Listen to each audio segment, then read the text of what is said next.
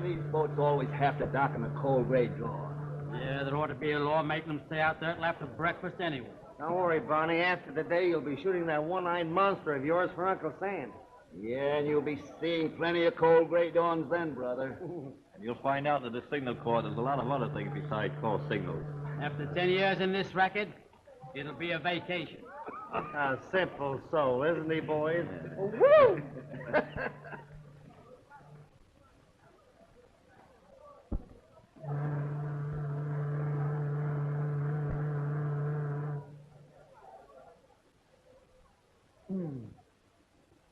Well, what do you think of that? Sounds fishy to me.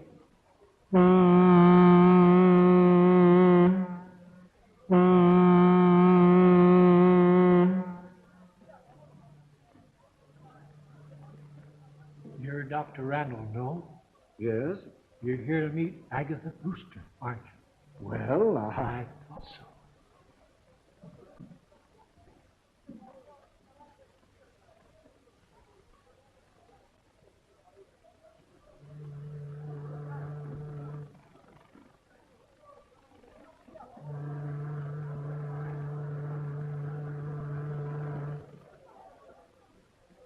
You're Carter of the Globe Tribune, aren't you? Mm-hmm. Say, there's a woman on that boat with the name of Agatha Brewster. Yeah? What about her? Ghost hunter. She's a sister of that missing Dr. Brewster. Good story. A great story. It's a pip.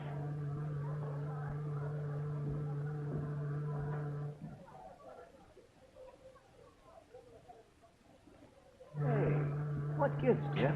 Trying to sell you bootleg gas? I don't know. Screwball, I guess.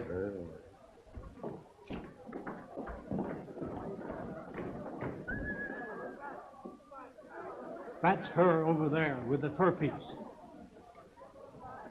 Agatha, I'm awfully glad you're here. Come on, Barney.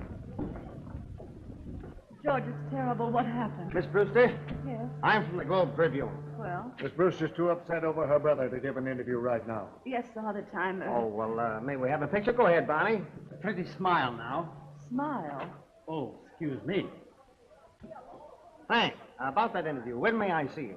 Oh, some other day, the next week. Where? Miss Brewster will phone you. Don't let her give you the brush off. It's a great story. Hey, what is this, anyway? Tuesday. That's right. If you'd only have listened to me, all this wouldn't have happened. But what about the police? Haven't they been able to trace it? Fortunately, no. Fortunate. Yes, very fortunate. Agatha Jim isn't lost, except to this world. He's hidden away at Springdale in the old mansion. He'd be better off in the family cemetery plot. George. I'm sorry, but it's true. What? 6 months ago, we made an astounding discovery. It was so far in advance of anything that's been done to date that Jim decided to be the guinea pig for this experiment himself. I tried to talk him out of it, but you know how stubborn he is when he gets an idea in his head. We made the experiment, and unfortunately, it was a great success. So great, in fact, that we've been unable to counteract the results. And Jim, he's... He's still alive, isn't he? Yes. And the story of his disappearance was a fake? Yes, I put that out to cover the whole affair up so that if the worst comes to the worst, it'll save him a great deal of unpleasant notoriety. George, what does he... Prepare yourself for a great shock, Agatha.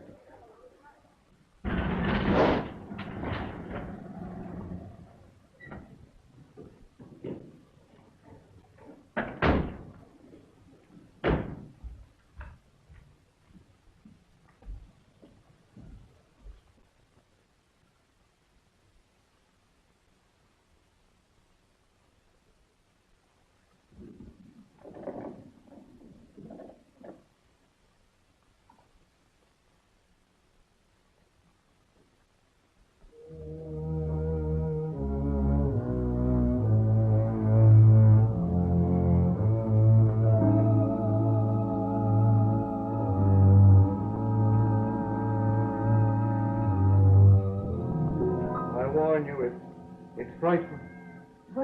Where is he?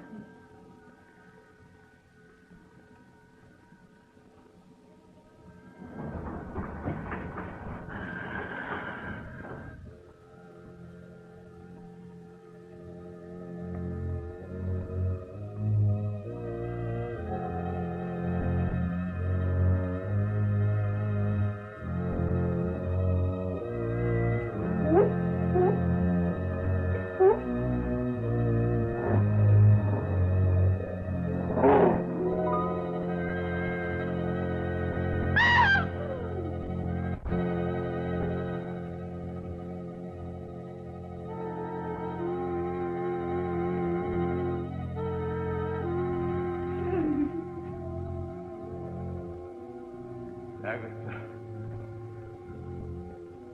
You shouldn't have brought her here. Stop shaking, Agatha. I won't hurt you. Oh, you poor boy. Open the door.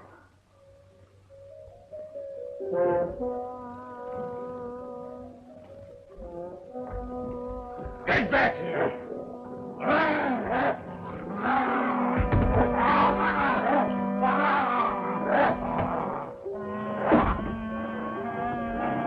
Close the door!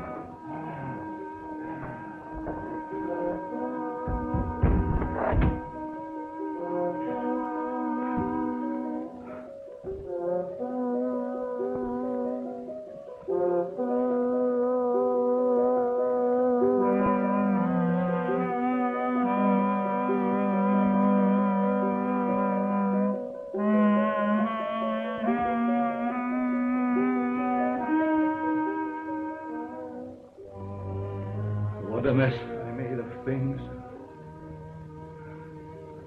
Look. James.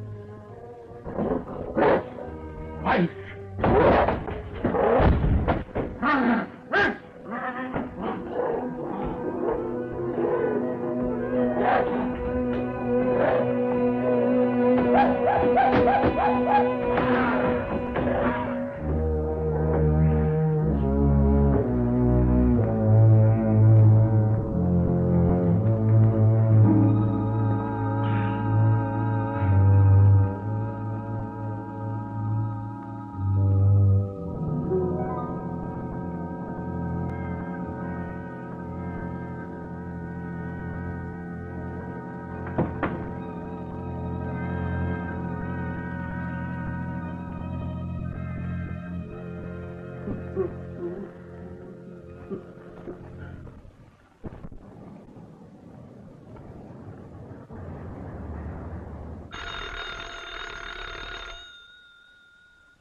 Yeah?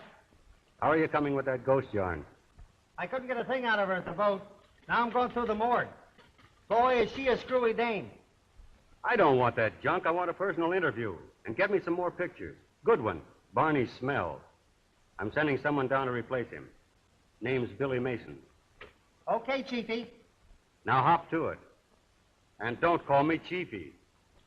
Okay, Chiefy.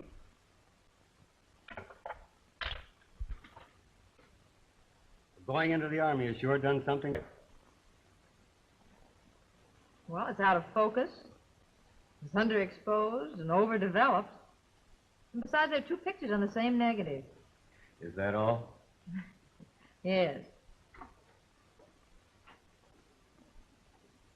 Yes, sir. Take Miss Mason down to Carter. She's taking Barney's place. Yes, sir. Well, thank you very much, Mr. Martin, for giving me the break. I'm sure I can... Ah, forget it. But remember, I'll be satisfied with just one picture on each negative. I'll do the very best I can.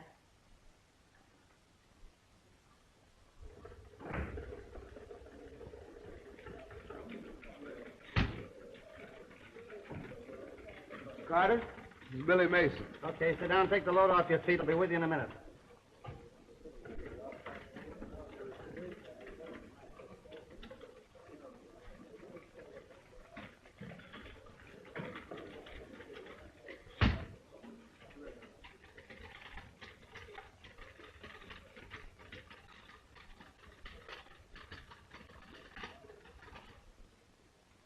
Oh, opening night.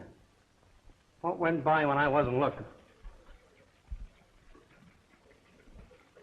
you know your perfume. I know that one. In fact, I'll never forget it. The first girl I met that used it either. Was she nice? Yeah, she lied to me. So? She told me her boyfriend was in boot camp. Hey.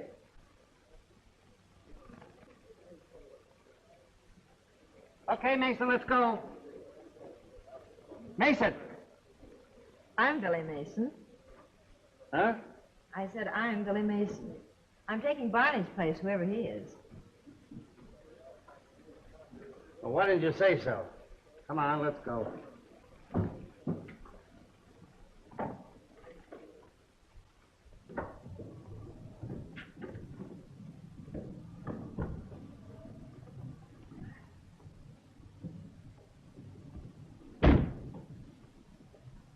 Where are we going, if I may ask? To Springdale, the old Brewster home. We'll interview a screwy old dame and get some pictures. Good pictures, I hope. Why the I hope? A good reporter generally gets an interview. Not worried about the interview. It's the pictures I'm worried about. Oh, I get it. Well, listen, Mr. Brisbane. You take care of your end of it and don't worry about mine. My pictures will be as good as your interview, and maybe a little bit better. Cocky little wench, aren't you? Well, I've had to hold my own against four brothers all my life. I guess I can handle a 4F like you. 4F, and what gives you the idea I'm in 4F? Well, I can't think of any other good reason you're not in uniform. Listen, baby, you're looking smack dab at a 14-carat 1A. No dependents, physically perfect, with a personal letter knocking from the president. 30 days from now, I'll be Jefferson B. Carter, Seaman, 3rd class. Oh. Oh, yes. 30 days has September, April, June, and Jefferson B. Carter. Well, I'll take back the part of it about 4F, but the rest of it still stands. Which makes me wish I was in the Navy right now. That makes two of us. All right, sailor, shove off.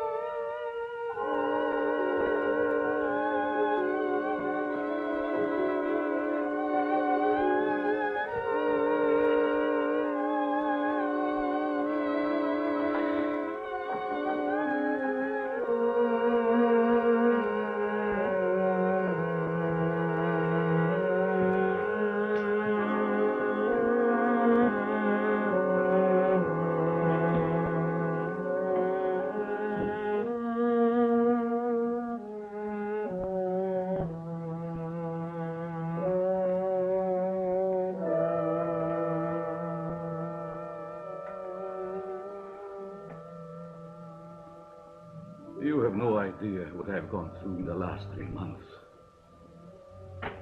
Sometimes I'm perfectly normal, mentally. I sit for hours and hours, looking in a mirror, hoping and praying for the slightest sign of my physical change. But it doesn't come. Then I feel myself going back to the animal instinct. I try to fight it. I try to fight it with all my willpower. And I feel I can't live it. I lock myself in there with him, fearing that I might do something terrible. Oh, I can't stand it any longer. I can't stand it. Randall must help me. He must do what I am asking him. What did you ask him to do, James, that he refused? I must have human spinal fluids injected into me. It's my own. I'll ask him. No, he won't. I pleaded and begged.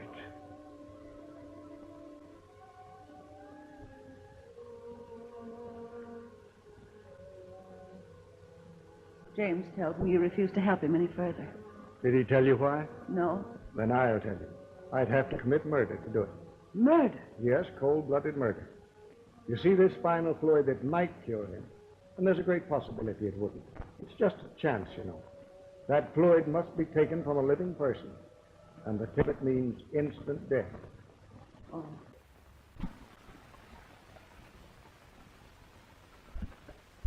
Well, I must say the house matches the old girl with tea. What do you mean? She's a ghost hunter. Did you say ghost? Yeah. Ever see any? Don't be silly. She has. No kidding. She's written books about them. She's been all over the world poking around in cemeteries and haunted houses. She just haunted castles in Europe. Come on, let's go.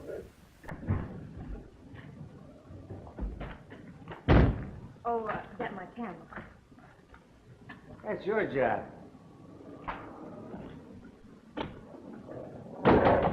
Shut up! Stop that department! Shut up!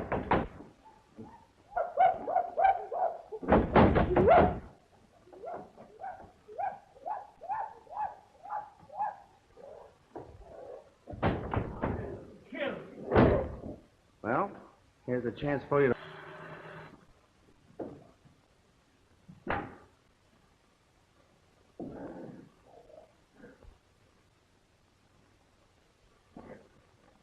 Better see who it is.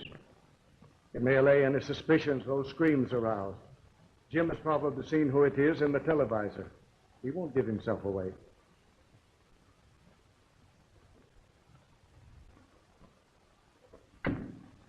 Hello. You remember me? From the boat? Jeff Carter? Oh, yes. This is Billy Mason. I brought her along to get some more pictures. The others were they weren't good. Well, I'm afraid it's too dark in here for pictures. Oh, no, it'll be perfectly okay. Oh, sure, it's okay. She makes pictures in tunnels. Don't you? All right. Come in.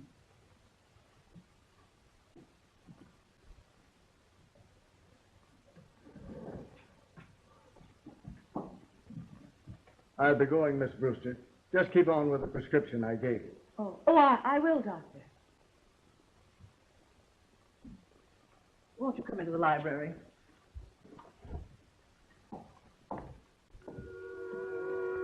If you don't mind, Miss Brewster, I'd like to know a little more about your work, your books, etc. I think our readers would be interested. Oh, certainly. Won't you sit down? Thanks.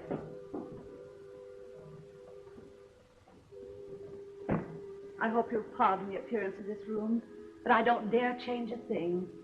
The entities that haunt this house would not appear. They despise improvements, cling only to the old familiar surroundings. Do you mean this house is really haunted? Certainly, child. All houses are haunted. All persons are haunted. Throngs of spirits follow us everywhere. We are never alone. This room is crowded right now. I don't see anything. Oh, you can't see them any more than you can see the wind. But they can destroy you if sufficiently enraged. Most spirits are honest, gentle, and kind, and only want to bring happiness to humans. But a few are evil, and having been wicked in life, are wicked in death, and only haunt the scenes of desperate crimes, reveling in murder. That must have been the one we heard when we drove up, huh? Yes. You heard it? Was it here? Right here? Oh, no, that's one I bought from Scotland on a phonograph record. No kidding. I thought I heard everything. Would you like to hear it? Well, what can we lose?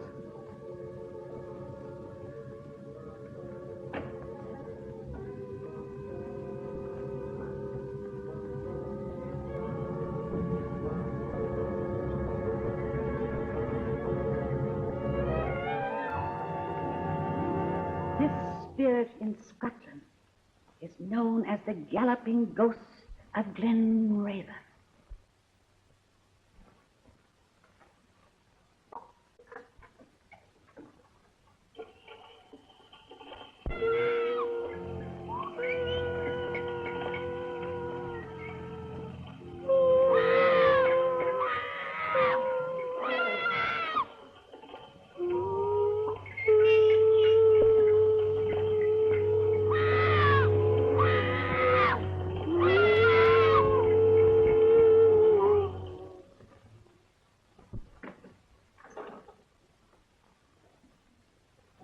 bother you, child? Oh, no. I just won't sleep all night, that's all. Suppose we get the picture before Miss Mason passes it out, huh? Certainly. Now, listen, Miss Brewster, you stand right over here by the phonograph, and you hold this record. Hold it like that. Beautiful. All right, honey, come on. Get yourself together.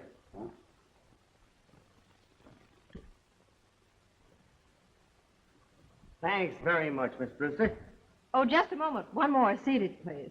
Oh, yes. Do you mind? Run over here and sit down. I'll take the galloping goat.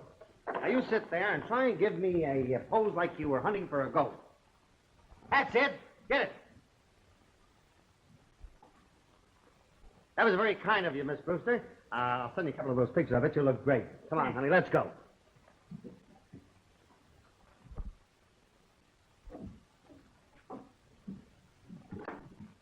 I'll send you a copy of the article. I might want to check with you later. May I come out again? I guess so. Please phone me first. Oh, certainly. Thank you very much. Well, goodbye.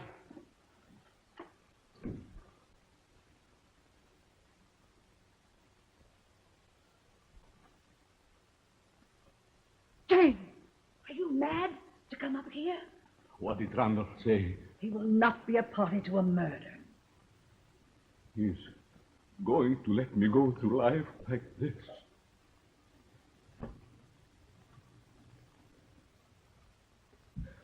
I told you he wouldn't help me. I told you. Hey, Huh? are you going to town? Yeah. Fine. Go right ahead.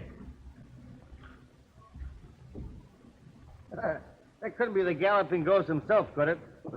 Even if I felt all right, that wouldn't get a laugh out of me. All right, let's go. If you've got any gas. What a lot of hooey. The galloping ghost, huh? I wonder who she thinks she's kidding. Meaning what? Did that record sound like the noise we heard when we drove up? Come to think of it, no. Darn right. Well, there's something screwy about the whole thing. I feel it in my bones. Maybe it's rheumatism. Yeah. I might have known. After all these years of cooperation, leaving me to die like this. But you won't get away with it. Oh, please, James, something will. Oh, leave me alone. Go on. Get upstairs. I want to think. Oh, Get out, or... all right, James.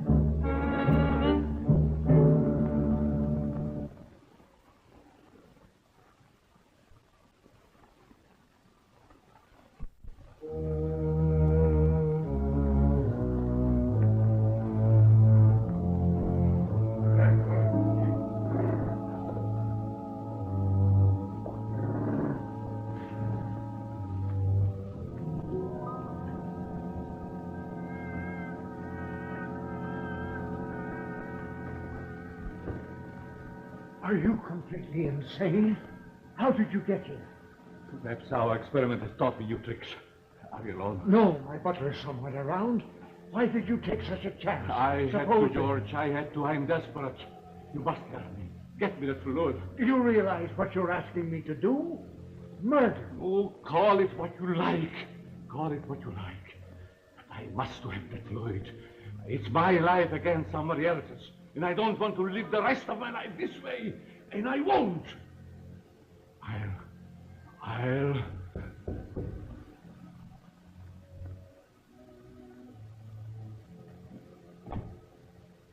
Yes?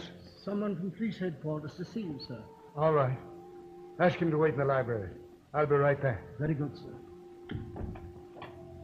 You suppose anybody saw you come in here? No, I'm sure not. Stay right here. Don't take a chance on leaving.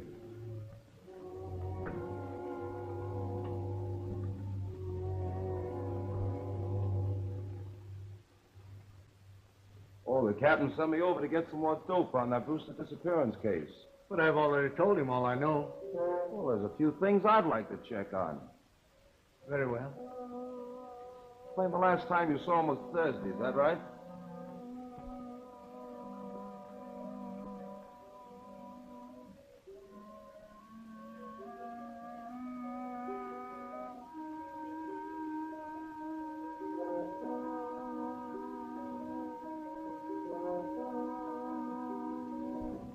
Criminal. Hombre.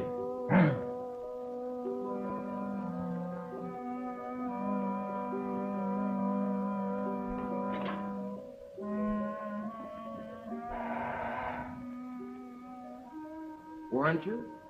Huh? You were very closely associated with Dr. Brewster, weren't you? Oh, yes, yes. Oh.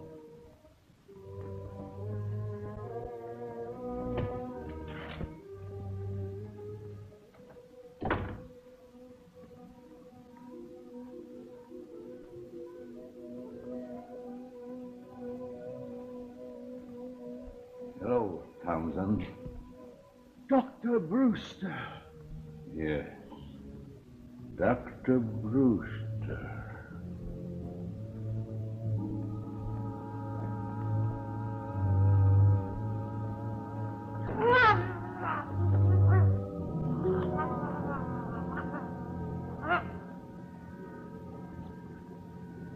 I see.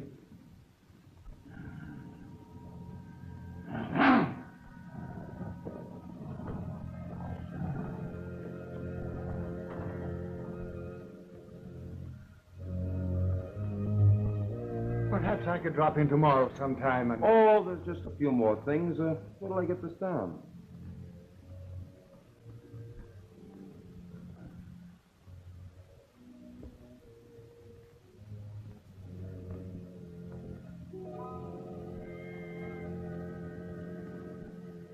Well, I guess that's all. Thanks a lot, Doc. Not at all. Oh, if you think of anything else in connection with Dr. Brewster, let us know. Looks like we sure can use a lot of help on this one. All right, I will. Okay. Goodbye.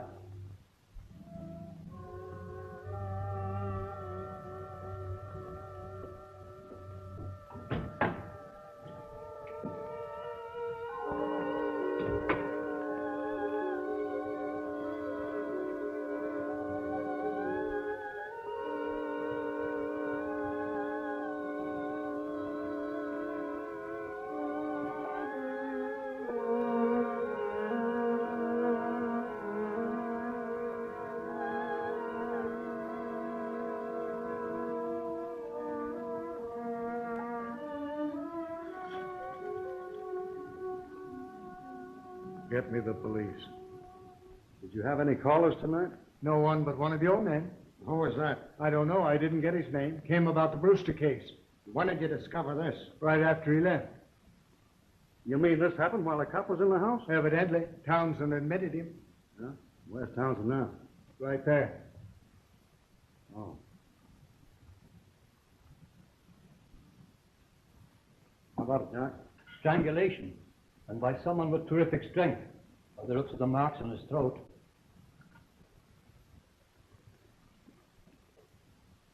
Mm-hmm.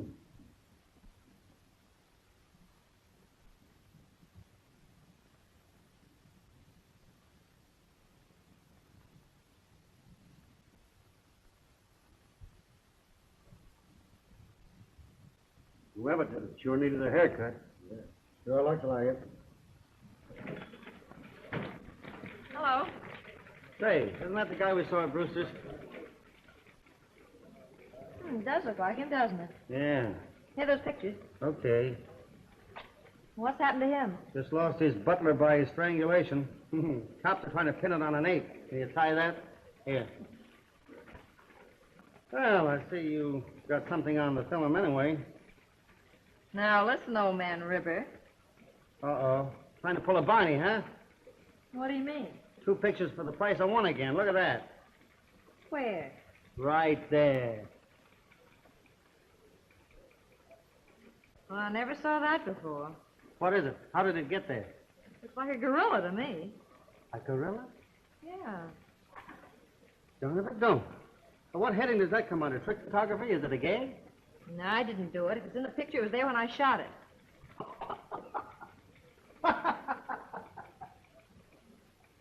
Say, wait a minute. Maybe this is the Galloping Gosum Glenraven or whatever his name was in the flesh. Remember those sounds? Yeah. Is that the way a gorilla sounds? I'm not much of a Tarzan, but could be. So, the butler of the guy we saw there was murdered by an ape. I wonder. What are you going to do? Try to sell the boss a bill of goods. Don't you want me to go Oh, along? honey, you stay right there. Say, maybe you're my lucky number.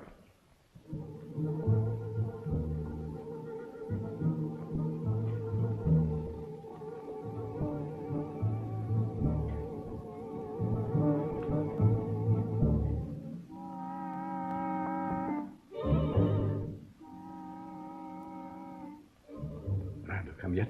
No, are you expecting him? Yeah. I got it, Agatha. I got it. What? The fluid. The spinal fluid. Does he know you've got it? Yes. That's why I expected him. He said he wouldn't. He didn't get it. I did. He is going to make the injection. If he refuses, I kill him. James. I mean just what I said.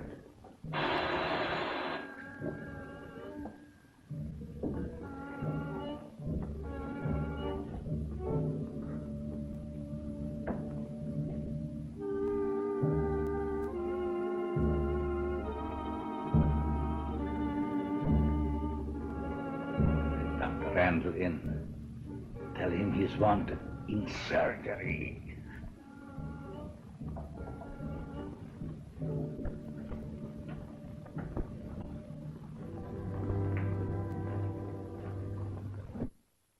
To me, but go ahead if you want to. Thanks. Taking Billy Mason with you? Oh, no. I might have to do some second story work, and she might get a run in her stocking.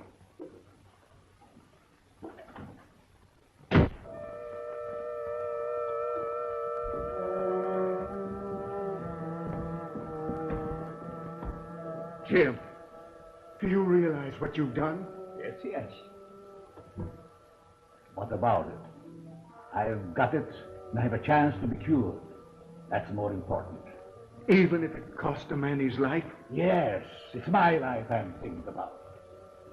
But we're wasting time. Look, everything is ready for you to make the injection. Come, don't let's argue.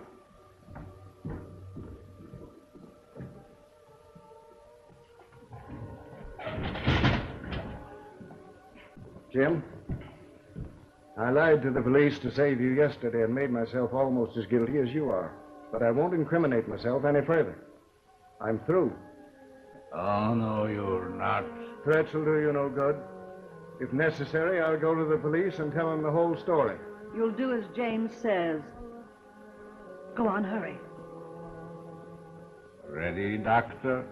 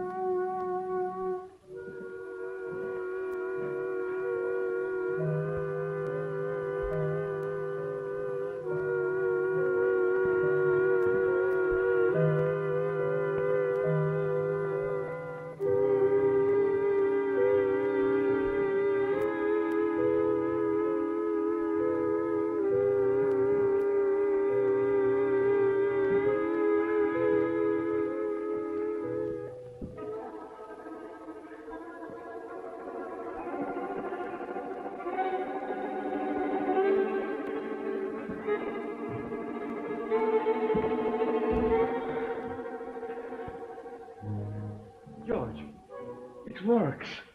Look. He can stand up straight.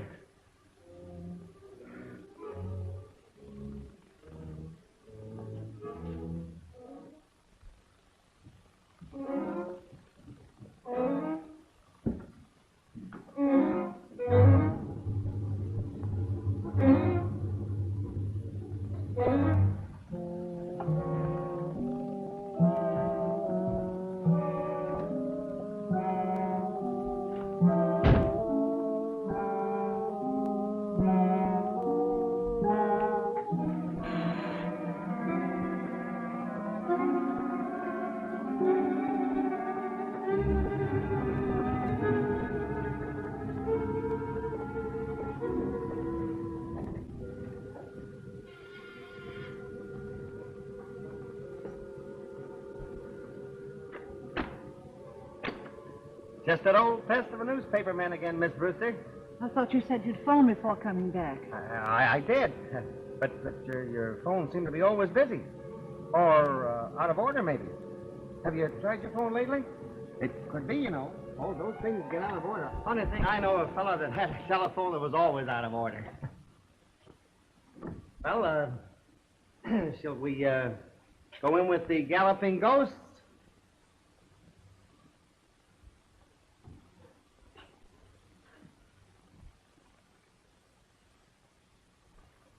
You haven't given me much time to go over my notes, Mr. Carter. Oh, I'm not hearing that ghost business. No? No, my boss is saving that story for a Sunday edition. But he does want me to work on your brother's case. Has the police got anything definite to report? No, he's completely disappeared. I don't understand it myself. It's dreadful. Yeah, suppose work had anything to do with it? Nervous breakdown or amnesia? Anything like that? I don't know. I was in Europe, as you know. I haven't seen him in over a year. But his work was difficult, wasn't it? Seems to me I heard something about his terrific experiments. Yes, he has a very scientific mind. Just like my uncle. His house was always full of guinea pigs and rats, even monkeys. Big ones, too. Scared the daylights out of my aunt. So? One day she just up and left them, and I don't blame her. Just imagine opening that door right now and coming face to face with a gorilla. Oh, but I suppose you're used to that sort of thing. I understand that your brother did a lot of work on gorillas and apes. Didn't he? I wouldn't know. He never discussed those things with me. Well, I guess you can't be any help to me. I'll just have to dig up what I can for myself. Thanks.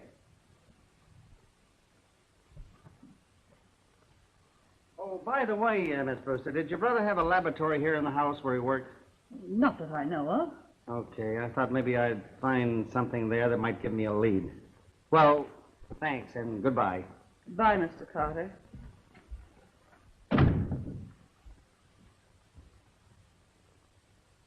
A very clever young man, that. Yes, I heard.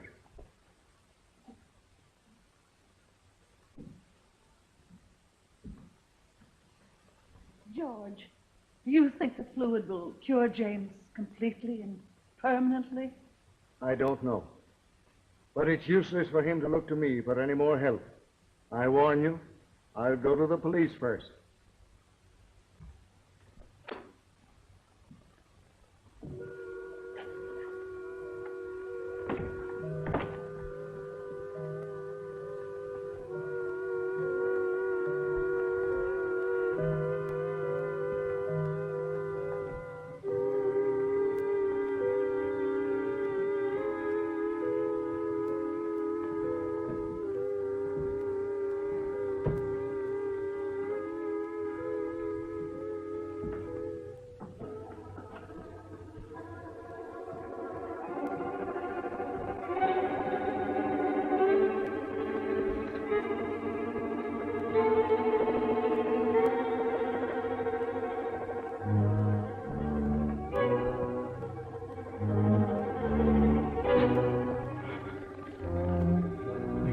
Straighten up. It wasn't enough. I need more.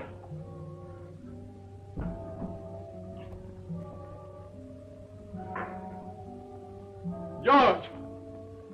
Agatha! I must have moved.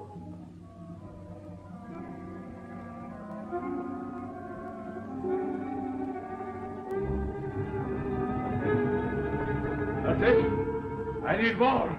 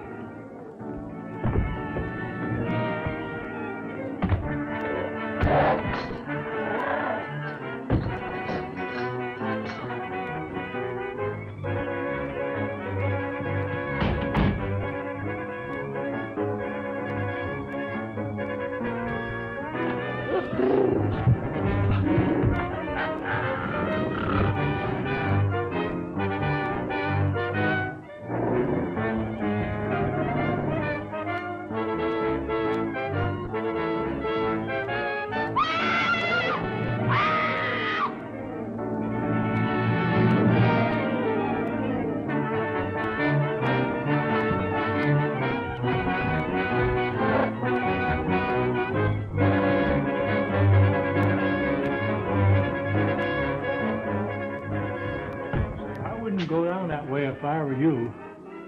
Why? Well, don't ask questions. Come on. There have been 3 murders committed in this precinct, and not one single suspect brought in. Where'd that put us? Right on the spot. They all look like they were committed by the same person, Captain. Outside of that, we haven't got a single thing to go on. Not a thing, Cap. I suppose you expect the killer to come in and give himself up, huh? Now listen. Get out and get that guy, or I'll transfer you so far back in the sticks, the bears will be chasing up the trees. Come on now, get out! Get out!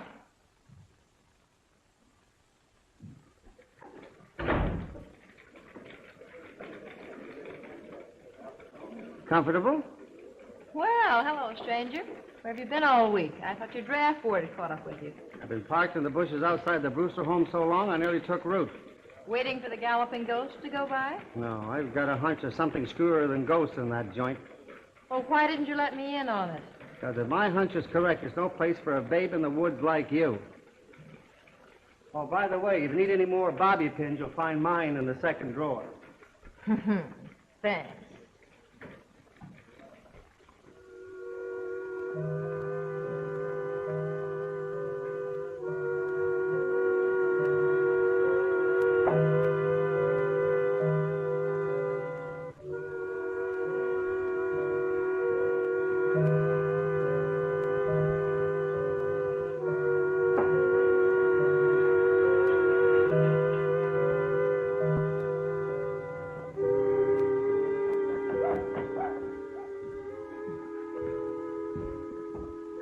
You see what we got?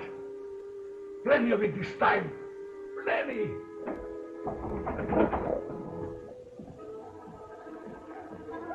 But, George, it's his only chance to become... Absolutely no. And don't call me again. The police have been here several times this week. They may trace the call.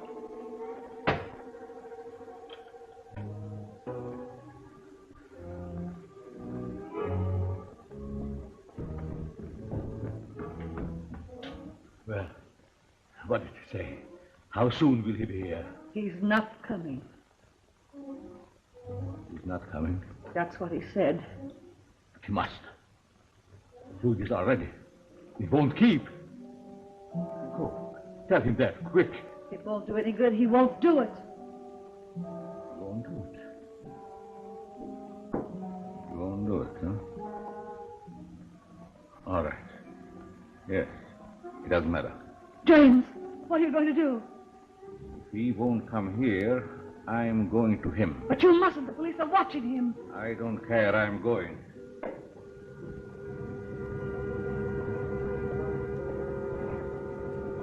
James, please. Leave me alone. They'll kill you. Let me go. Let me go.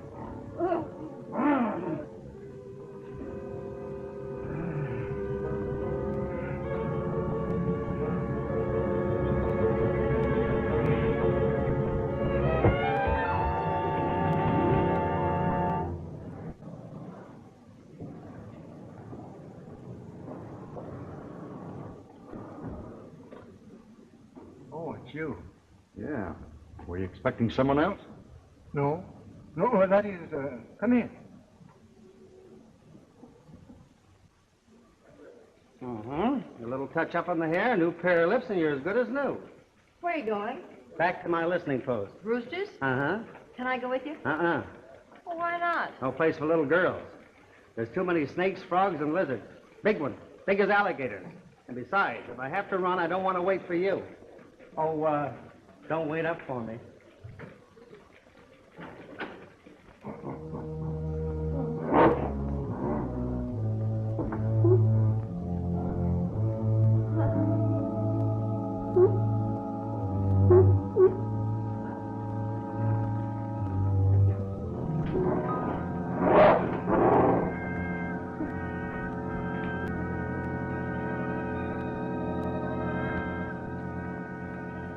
We're no nearer to the killer than we were before.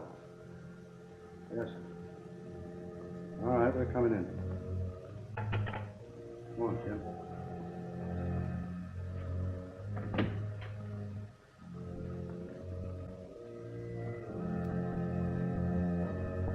Good night, Doc. Good night, gentlemen. Good night.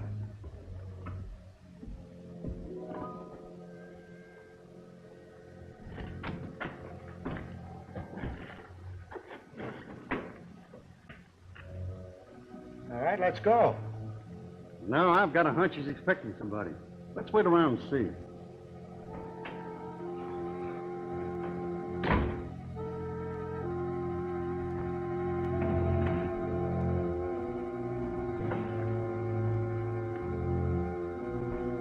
I could kill you before they got here, so be careful. It's here, George. Plenty of it. Look, it's enough for half a dozen injections. This time it can't fail. Come on, hurry.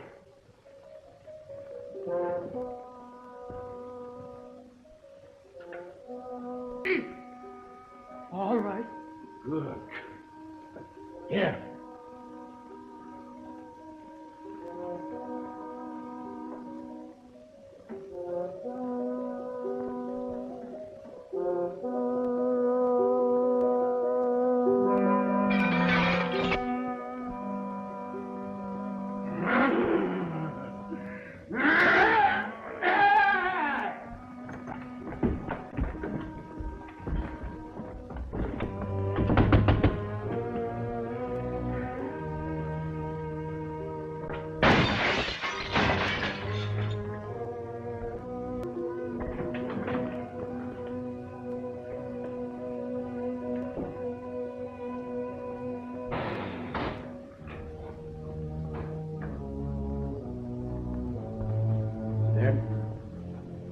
Neck broken. George, quick, he's going to... Oh. Who's going to what? Oh.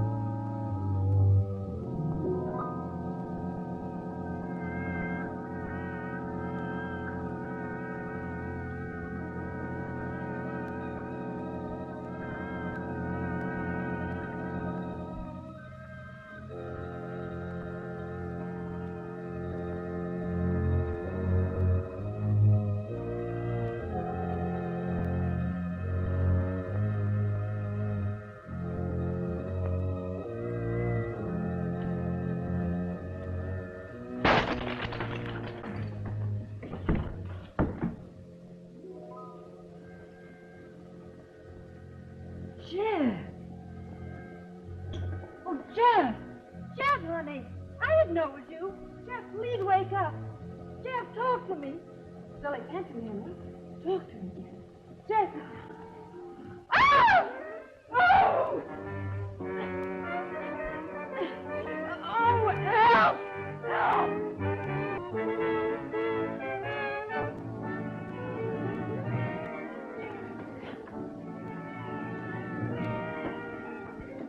Billy! Billy!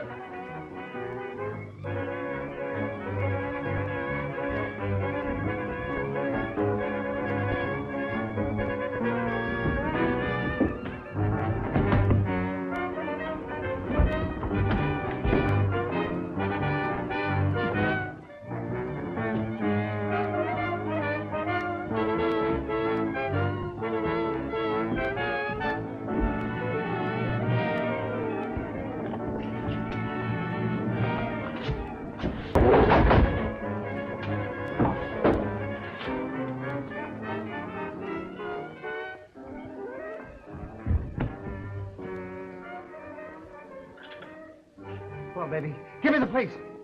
Yeah. Hurry up.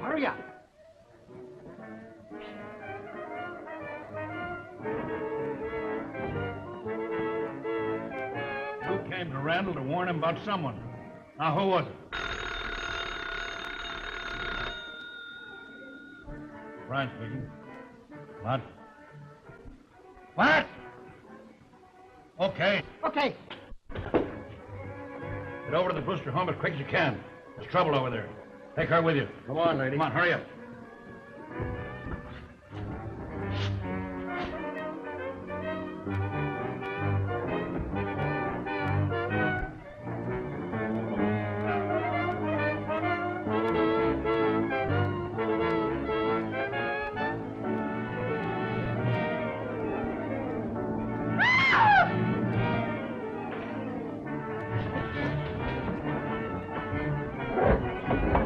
Jeff!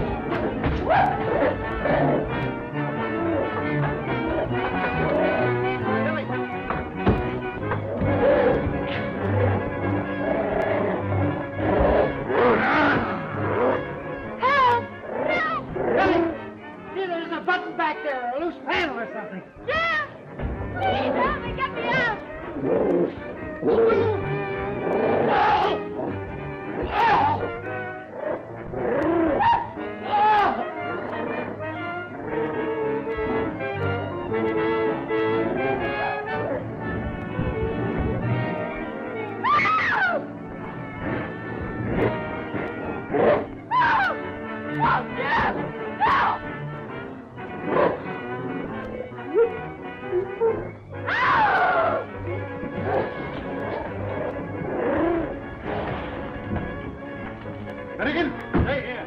Levinsky, cover the back. Come on. You took her down in there and I can't open that thing. She knows how it works. Come on, make her open it up, quick! All right, open it up.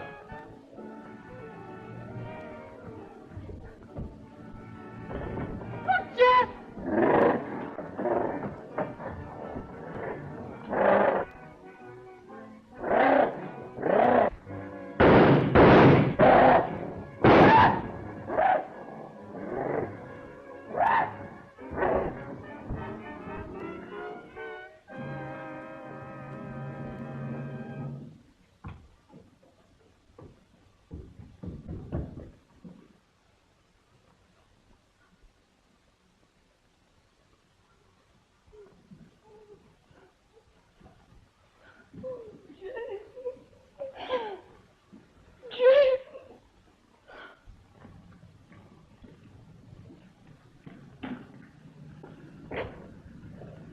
You know, I want to put you over my knee and paddle you good. Don't be a chump. Hey, what are you doing in my car? Who are you anyway? Me? Oh, I'm the author of the story. Screwy idea, wasn't it?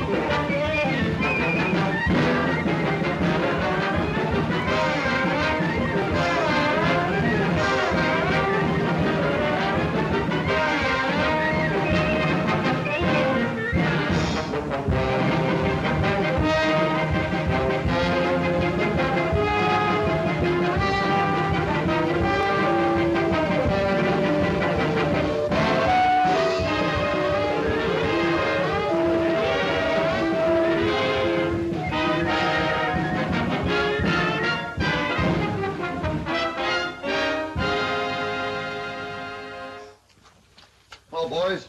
Got any old tires you don't want? Only old tires I got, I'm riding on. We got enough money to go to the circus, but not enough for the sideshow. Save your money. Plenty of freaks around here.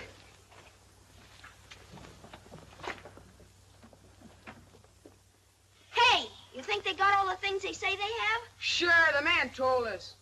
Bet they ain't got no lions. They have to. The man let us see 'em. He did? Bet they ain't got no teeth. Sure they have, long as anything. Let you and me go see 'em. You can go ahead. We're going swimming. Say, we're going past Doc Adrian's house, ain't we? Sure.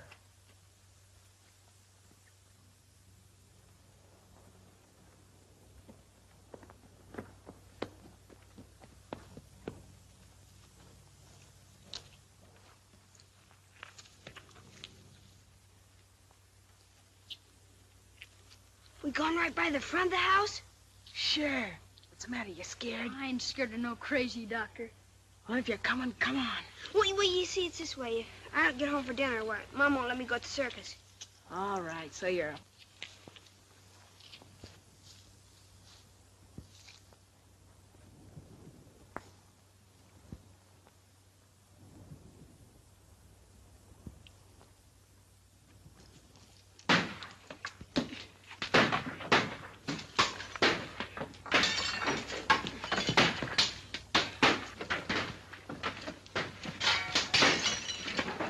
Get out of there, you little rock. What are you? Oh, no, you're just... Come on, now. Gee, look, he's got Willie.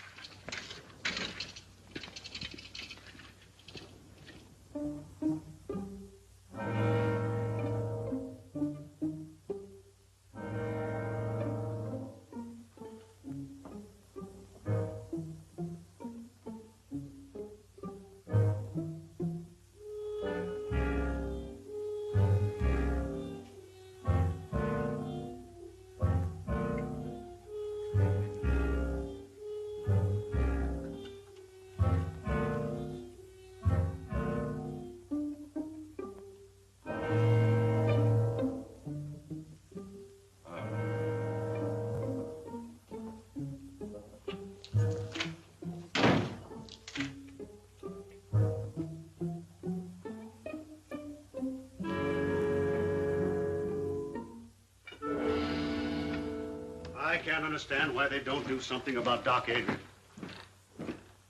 Destroying all the values in this town, giving Red Creek a bad name. I think so. You're right, Mason. He ought to have been run out of this town a long time ago. Who ought to be run out of the town, Dr. Mason? Adrian. You should have been with us this afternoon. He scared the women so bad they haven't got over it yet. Yeah. This town's too healthy. Maybe he'd scare himself a couple of patients. Understand them big doctors make a lot of money on nervous women. Wasn't so funny when that epidemic broke out, Quinn. You know as well as I do he used a lot of those patients as guinea pigs. I know nothing of the sort. I know he did everything he could. 2 or 3 in this town who wouldn't agree to that. However, I can understand his reason for want of patients now. Well, he got himself another this afternoon. Little Willie over there.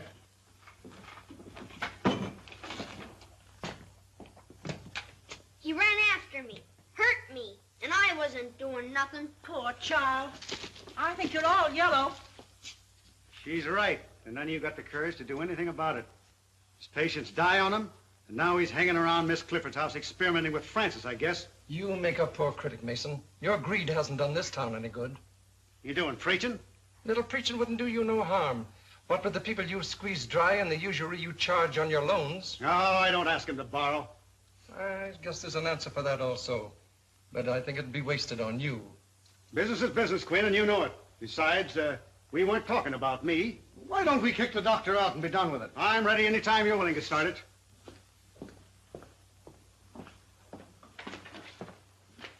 Oh, I'll fill it in a second. Been quite busy this morning.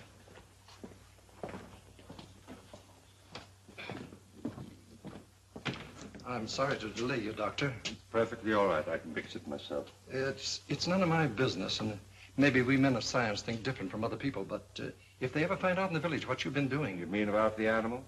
Yes, some of the dogs have been missed. Well, that phase of the experiment is all over. I've found out all I need to know. Can I help you? Do you think they need you in the store? Just as you say, Doctor, just as you say.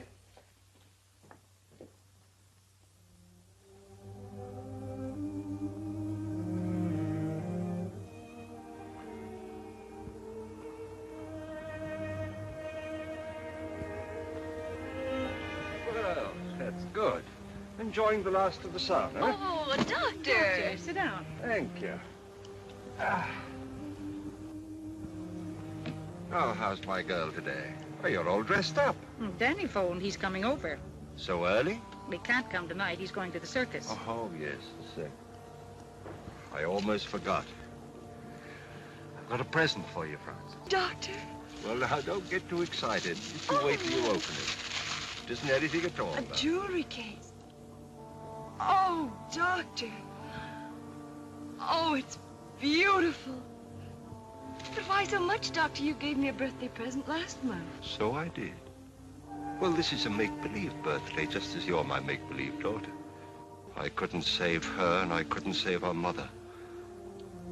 I hadn't the weapons to fight the disease that killed them, but I have now, or at least I've got a knowledge of them. 10 years it's taken me. Francis, you are going to walk again. You're so intense you frighten me sometimes. So Danny's going to the circus, huh? Yes. Then he's coming back here afterwards and tell me all about it. Oh, he is he? Well, why don't you go with him? Oh, me? Do you think she you're could? Fooling. Why, of course she could. I don't know why she shouldn't. Hello, everybody. Oh, Danny! Oh, Danny. Hello, Mrs. Clifford. Well, Danny, how would you like to take Frances to the circus? Gee, that'd be great, only... Well, of course she can go. We can take care of her. I'll be back for you later. Oh, thanks, Doctor. Now, don't you worry, Mrs. Clifford. 2 strong men to look after her. She'll be all right. Be back later. Bye, Doctor. Danny, I think you better run home and get yourself cleaned up. You look as if you'd brought all of the grease from the garage with you. You know, Francis, I think the doc's crazy. Well, I suppose I'll have to like him as long as he's nice to you. He wants to be nice to everybody, but people won't let him. Well, I'm not saying I believe all the things. Don't you believe any of the things they say about him, Danny Foster? Well, all right, don't get excited. Look, Danny, the stories they tell about the doctor are just as dirty as the grease on your hands and face. Well, that about takes care of me. So long, honey. Goodbye, Danny.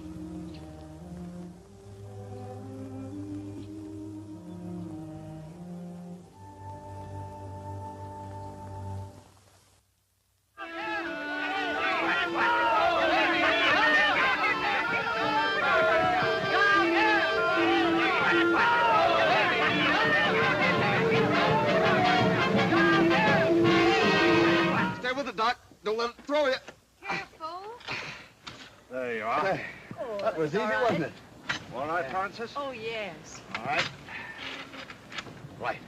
Okay. Well, this time next year, it'll take 3 men to lift you. Oh, not 3 men, Doctor. If it did, they'd want to kick me in the circus. Hop in, Doc. Oh, no, you can get somebody else at the circus to help you lift her down. What's the matter? Aren't you coming? No, you 2 go on by yourself. Oh. Now, you don't mind if I change my mind, do you? Oh, please, Doctor. You'll have much more fun together. Off you go. And don't forget to tell me all about it in the morning. So long, We Doc. won't. Thanks for everything. Goodbye, Doctor. Bye. Goodbye, Mother. Bye. Goodbye, Doctor. Goodbye, Mother. Oh, come now. This... Good night.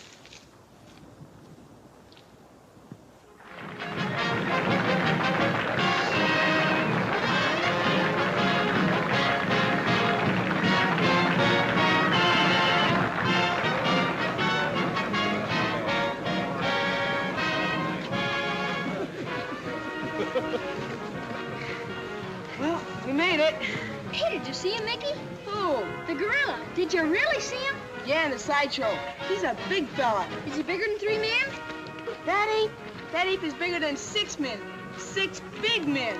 It's the biggest ape gorilla in the whole world. Look, here come the clowns.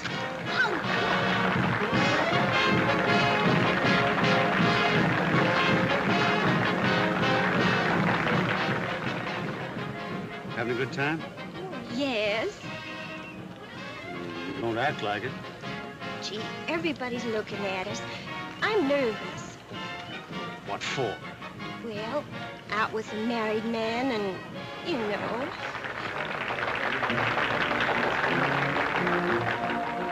Gee, this is the best circus I ever saw. It's the only circus I've ever seen.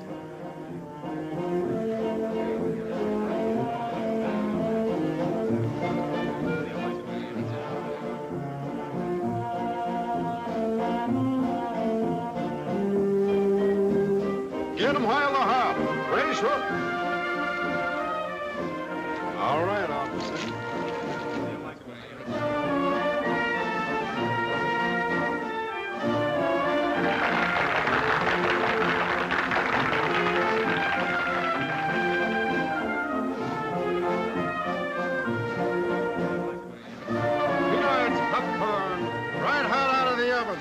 honey. Peanuts, 5 cents a bag.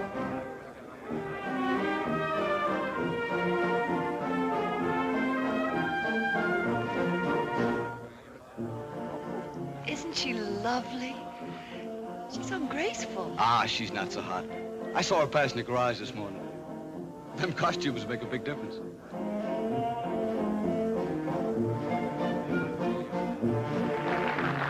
That's what the doctor calls muscular grace. Muscular coordination. Honey, look over in that ring there. See?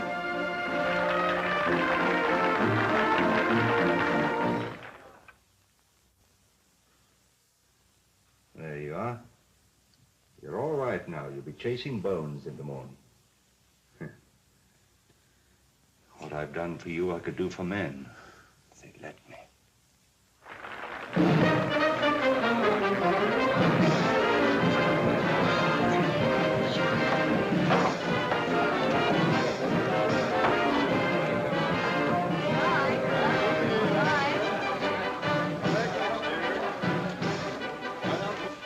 That's all, honey. I'm sorry it's over.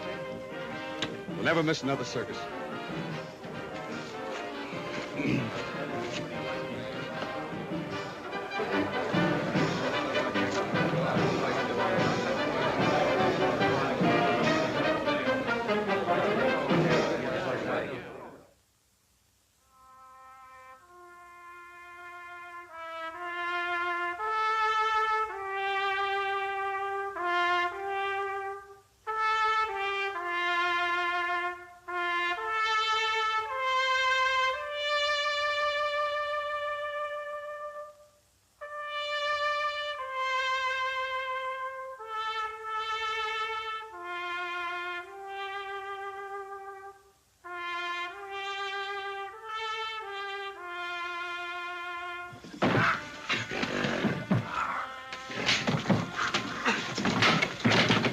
What are you trying to do? Drive that animal crazy?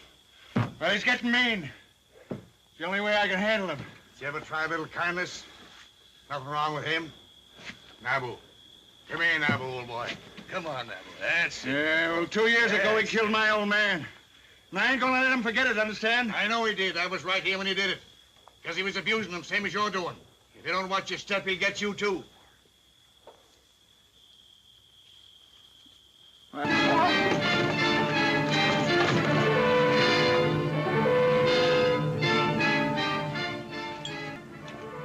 You boys wouldn't be gambling, would you?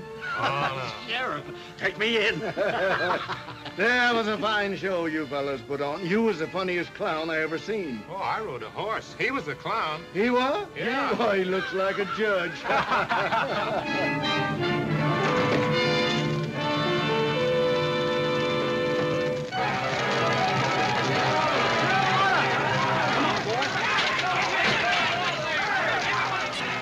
Hey, Jim, Pete, let's give him a hand. Come on.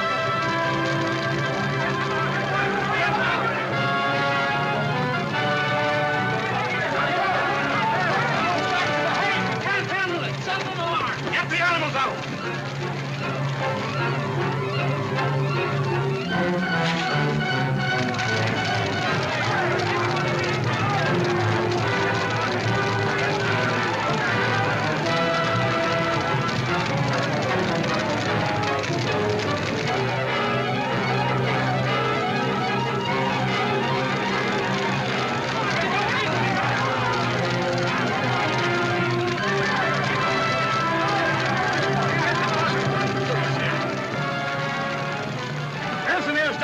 Dr. Adrian, get something to put him on. We'll take him there. Get him on, man. Somebody better get after that ape or he'll tear this town wide open. Pete, get a posse together. Come on, boys. Let's see what we can do about that fire.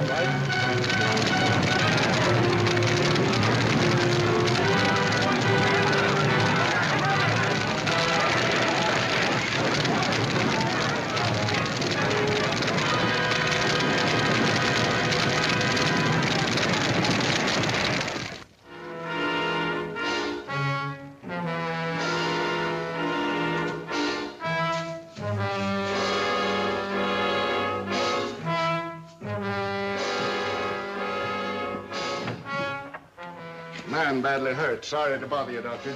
Bring him in here. Come on, right in with him. Well, what happened? An ape got him. An ape? Hope we scared him off in time. This man's badly mauled. Well, you better get him into my laboratory. Jane, you show them. Well, now, how did it happen? Was he in the cage with the ape? No, the circus burned down and the ape escaped. The circus burned down? And the audience? They'd all gone home. Thank heaven for that. Will you want us any further, Doctor? No, I'll take care of it. Well, then, come on, boys. Let's get out and see if we can find that ape.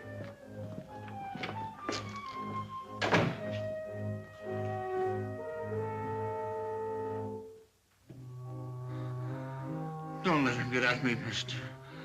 Don't let him get at me. Perfectly safe here. I'm a doctor. Am I hurt bad, Doc? I'm afraid so. I don't feel nothing. Am I going to die? We all have to die sometime. Oh, just don't let me die, Doc.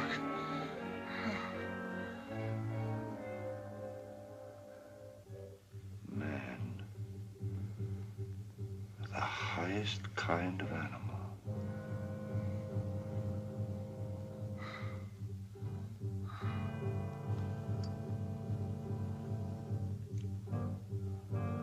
Hey, Doc. What are you going to do to me? I'm going to write you into medical history.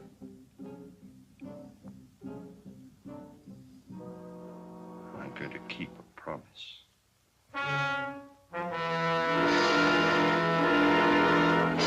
Wait here. Keep your eyes open. That sheriff ain't got no heart. I'm so hungry I could eat hay. Well, there's a barn full. Help yourself.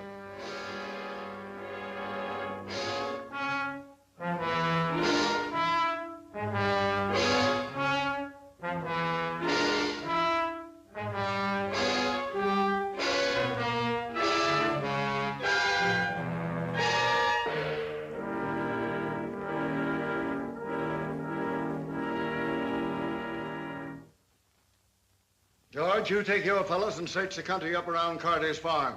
Jim, you take your boys and cover the west side of town. Pete, you stay with me. All right. How about joining us, Mason? Let the circus people do their own work. Why should we do it for them? But the circus is burned down. They've had trouble enough. No, that's their tough luck. Well, if we don't find that ape, our own people might get hurt. That's your job. Your law and order. And why should I worry about other people? They don't worry about me. You wouldn't be a little bit scared, would you, Mason? Well, don't be all day about it. We're ready. He gives a body the creeps to think of that critter roaming around. Better keep the doors and windows all barred. No telling who he'll go for next.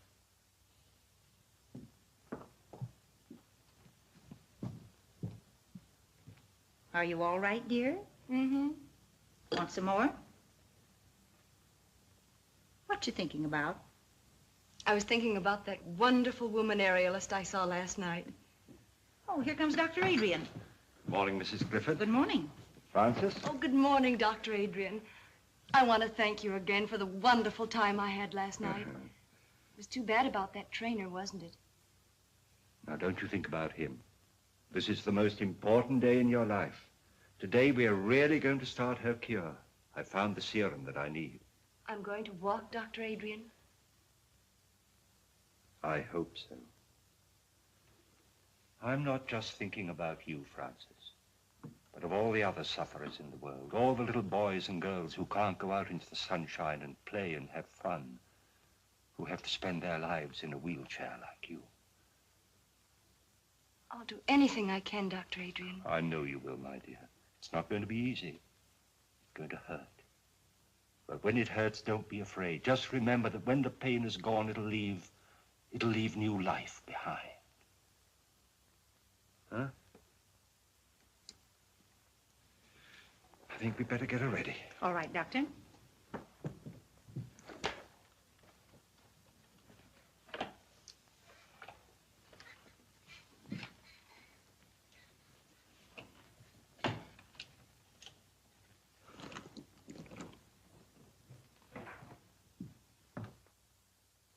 we've got him here and there and here. Now, if we don't get any results tonight, we'll start in here and work west. Oh, change your mind, Mr. Mason? I never changed my mind. You gotta have one first. That's enough out of you. Here's that dispossessed notice on Wilcox. I want it served tonight. We're busy tonight. It'll wait till tomorrow. Your duty is to take care of the citizens of this town, not fooling around chasing apes. It seems I do. We'll get to this when we have time. No. Good night.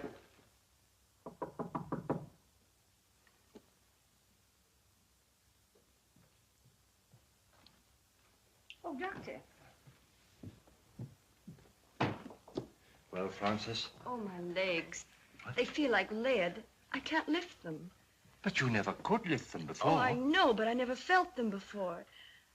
You feel them, Francis? You feel them? They're so heavy.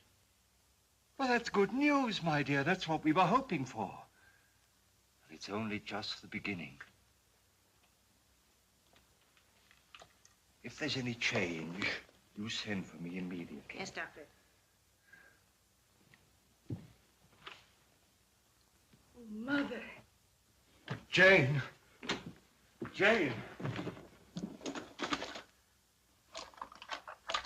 Jane! Look, I've succeeded. It's there. Life in that tiny bottle. It's working. The child will walk again.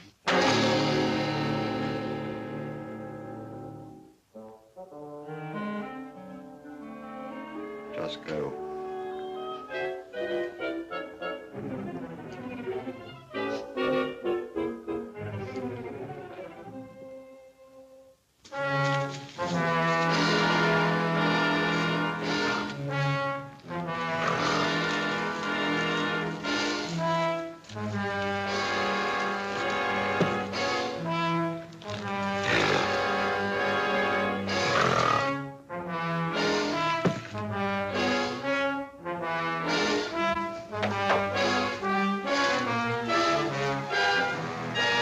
Wilcox. He's all torn up.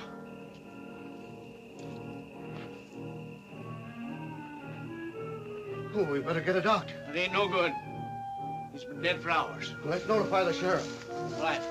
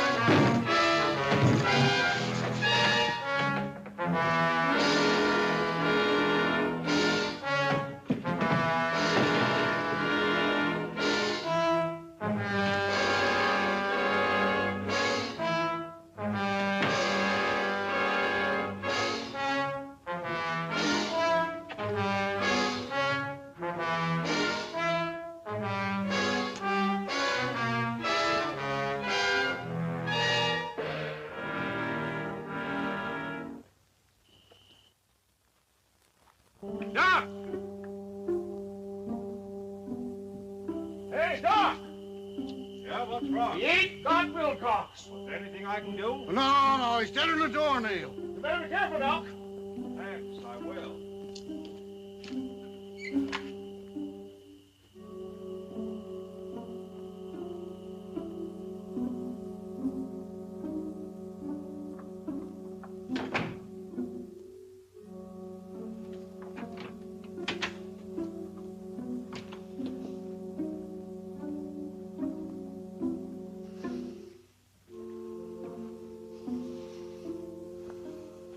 Yes, Jane, we are safe. But only you and I must know that he's dead. Good night.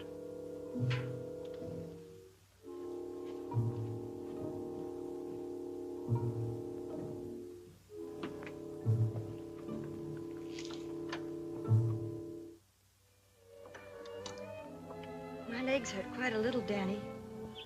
I know now Dr. Adrian is really going to cure me. What if they hurt you? How can you be getting better? Oh, you don't understand, Danny. They never hurt before. There was no feeling at all. Now they feel alive. Just the same, I don't like it. I don't like things I can't understand. Well, I don't understand either, Danny, but I believe in him. Oh, I have so much faith in him, Danny. He says I'm like a daughter to him, and, well, I know he wouldn't hurt me unless he had to. It's part of the cure. It's just got to be. All right. I'll try to believe, too, honey. But I'd rather carry you around all my life than have anything happen to you.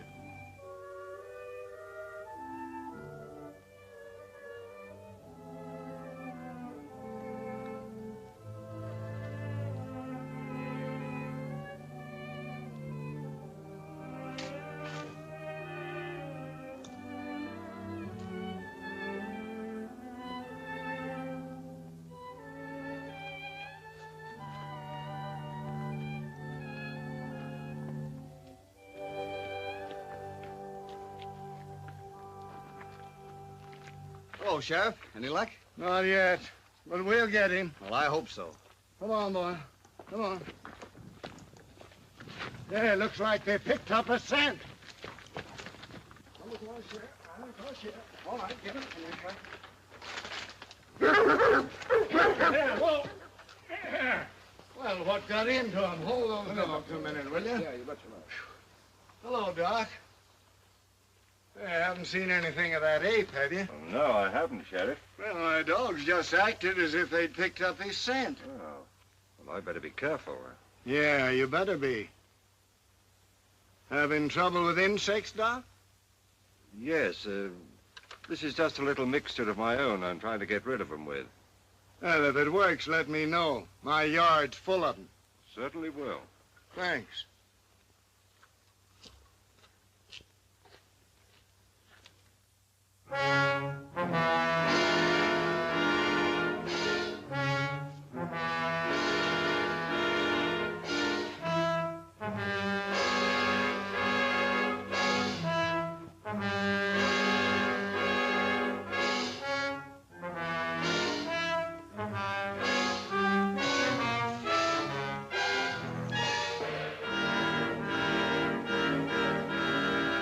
Henry, supper's ready. Were you going out? Yeah. Oh, but I made lamb stew with dumplings. I don't care for lamb stew and dumplings, thank you. Besides, the sheriff wants us out early to capture that ape. You needn't lie. I know where you're going. Oh, you do? Yes, everybody does. So you've been listening to gossip, eh? I can't keep people from talking to me and telling me you found a new interest. Suppose I have.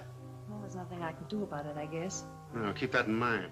But if you just wouldn't carry on here where we live, so people would stop pitying me, even if you'd go somewhere else. Why don't you try going somewhere else? But I have no one but you. I have no folks. I've got no place to go. You got the river.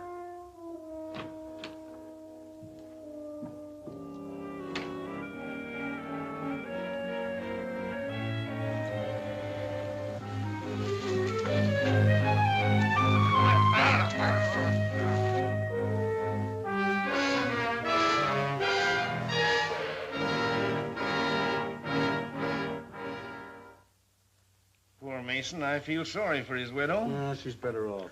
Oh, that ain't funny when a man's been clawed to death. I didn't like him when he was alive, and I don't see any reason to like him when he's dead. Just the same, it ain't right, even if he was no good. We gotta give that ape credit. He only picks out the ornery cusses. What makes you think you're safe? Well, boys, you get yourselves some rest today? About 40 wings, we're plumb tuckered out. Well, maybe we can get some more people in to help us out. Why don't we go out in the daylight? Because he don't come out in the daytime. The circus people told us we'd never get him then. We got to catch him prowling after dark. Think he's still hanging around the village? He got Mason, didn't he? And we found new tracks up around Dr. Adrian's house. Oh, give me a sarsaparilla.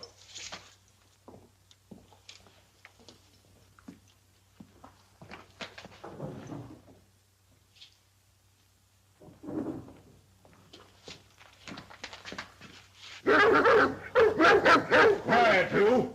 What do you think of that that, Sheriff. Even the dogs don't like him. Well, what got into him anyway? Acting the same way around his house. Don't make sense. Maybe it's 'cause the doc looks so much like an ape himself. This is no time for joking. All of you be on the job tonight.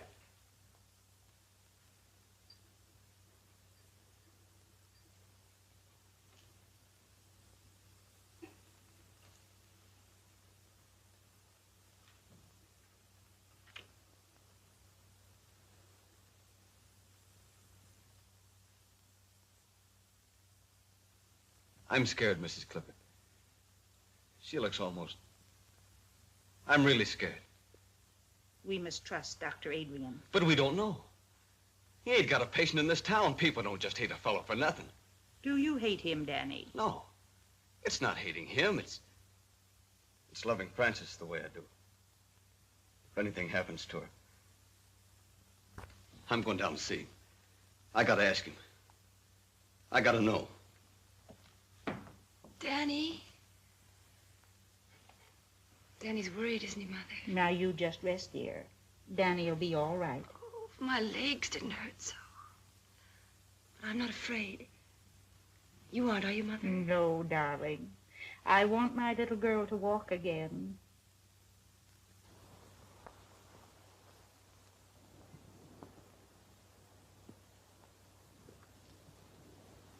You ain't going in there, Doc. Now, what is this, Danny? I'm scared about her. I gotta know what you're doing. Well, surely you want her to live a normal life with other people? Well, sure, as long as nothing happens to her. I love her just the way she is, Doc. I can take care of her. I want to take care of her. I don't want no experimenting on her. But, Danny, if through her I could rid the world of... I'm not in love with the world. I'm in love with her. I get it. She's just a guinea pig to you. Well, you gotta stop it. You gotta stop hurting her. Have you been to your garage today? No, I ain't. I've been too worried. Well, you take care of your cars, and I'll take care of my patients. Now, just you run along. I ain't running no place. I ain't no doctor. And I don't know enough about what you're doing. But if anything happens to Frances... Nothing's going to happen to Frances. Now, don't interfere.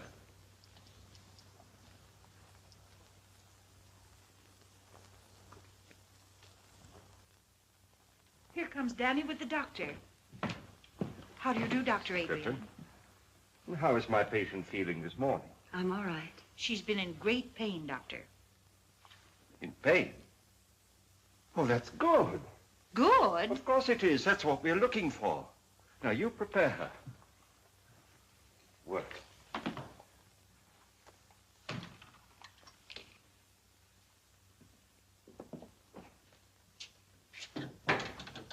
You say the name is Mason? Yeah. Yes, Doctor. Initial H. Anything in your examination to go into my report? No, I believe not. Well, I just said the death was caused by a fractured vertebrae. I guess that about covers it, doesn't it? Yes, I should say that it would. The reason I sent for you, Doctor, is because you examined the circus trainer when he was sent north. And this case being a similar one to that, I thought probably in your examination that you had discovered something that I had overlooked to put in my coroner's report. I see. This Dr. Adrian, whose name is on the death certificate, is he the local physician? Yes, if you can call him one. Folks around here don't like him much, though. And he was also called in on the case of the trainer? Yes. Yes, that's the same fellow.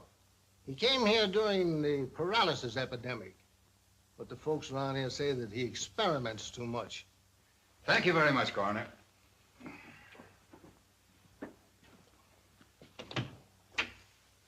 I believe you've given me all the information necessary. That's fine, Doctor.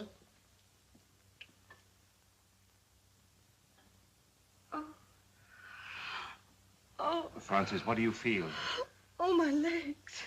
They're hurting? Oh, they hurt terribly. Have you more sensation than you had yesterday? Oh, yes, much more. Do you think perhaps you could walk? Oh, no. Then try to move your foot. Oh, I can't. You can. Try. No. You can. No. You can. No. You can.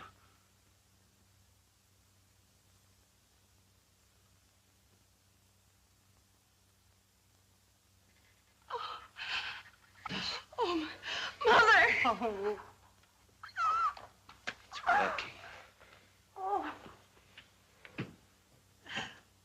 Now, you rest. You rest. I'll be back later.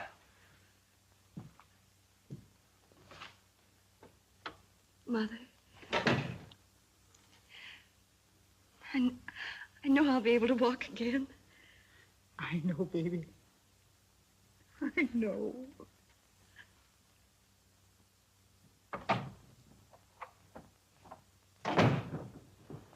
Dr. Adrian? That's right. I'm Dr. McNulty from the Robinson Foundation. Oh, yes.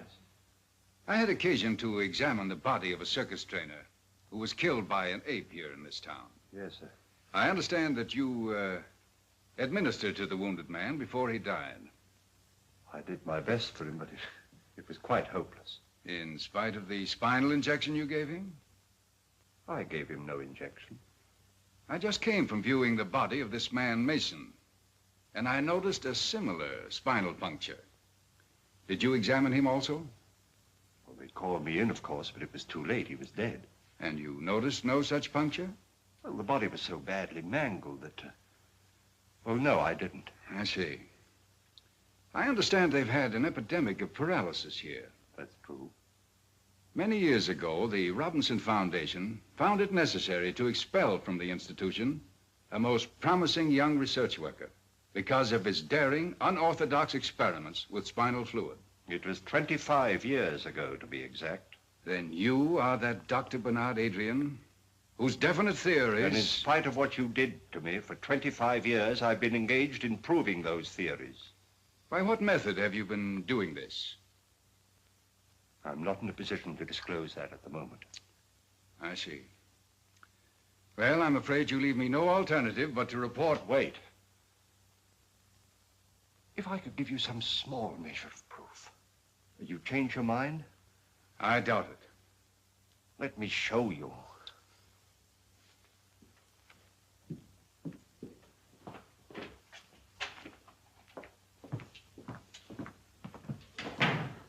I'll show you.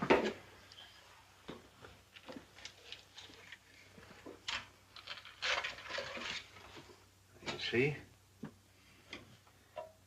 Now, these two creatures were completely paralyzed. But after my treatment, well, you can see for yourself, they're as lively and healthy as ever they were. All this has nothing to do with the case. But it has. The serum that I used. What became of the serum you took from those two men?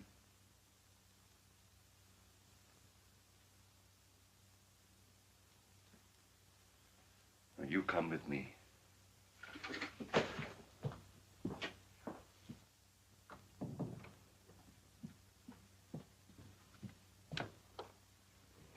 Doctor. Oh, Mrs. Clifford. Now, this is Dr. McNulty. How do you do, Doctor? He'd like to talk to Frances. She's asleep. No, I'm not asleep, Mother. Hello, Frances. Hello. Now, this child has had a complete paralysis of her lower limbs for 10 years. Is that right, Mrs. Clifford? Yes, it is, Doctor. Have you had any feeling at all in your limbs since Dr. Adrian has been treating you? Yes, they've been terribly heavy, and I've had a great deal of pain. Pain? Yes, and just a little while ago I moved my foot. Is that right? That's right. Will you do it again for me? I can't. Make an effort. I can't. Thank you. That's all. I think you'd better take her out into the sunshine.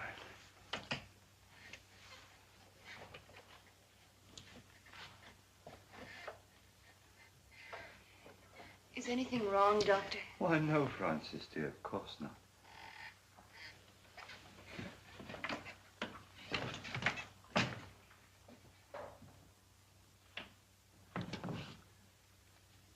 Well, her foot did not move. But I did feel a definite muscular reflex. Congratulations.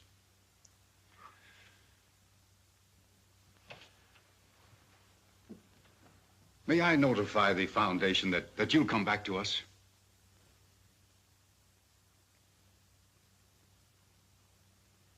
It's too late. I have to stay here. At least give me your promise to keep us informed of your progress. Every step of the way. Thank you.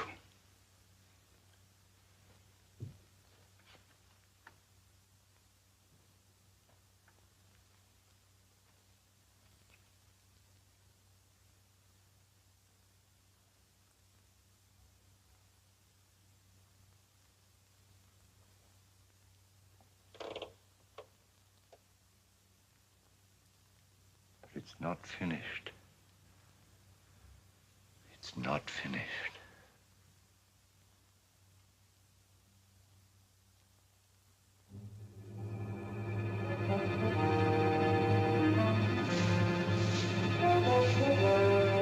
Gee, look, fellas. Do you see something?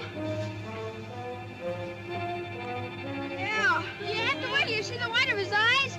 Maybe they ain't white. I'm gonna take a chance and shoot now. Oh, come here, Willie.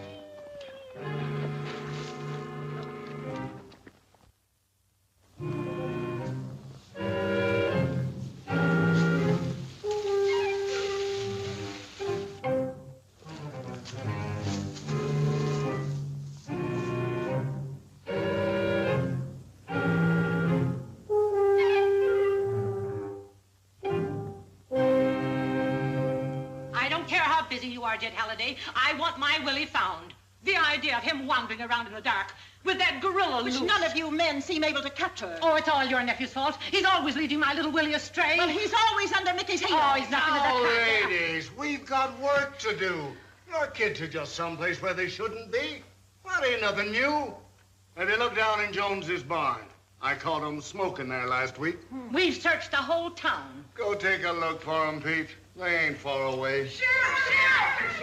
Where have you been? Just a minute, Walker. We got him! Oh, what is it? Mickey killed him and shot him dead. Bang, bang, between the eyes. Hold it, kids. What'd you shoot him with, Mickey? My 22. I got a good beat on him. Where's your 22, Mickey? He dropped it, Sheriff. I did not. The ape grabbed it. I'll ape you when I get you home. Ah, gee, Ma, don't you believe us? Where'd you see him? On the pike about a quarter mile from Doc Adrian's house. All right, get him home. Come on, Mickey. Come we're on, going Willie. home right now. Come Come on, on, going home. home late. Come on, get out. They probably shot a cow. Yeah. I look into it. Where are the dogs? Red's got him over on the other side of town. All right, let's go.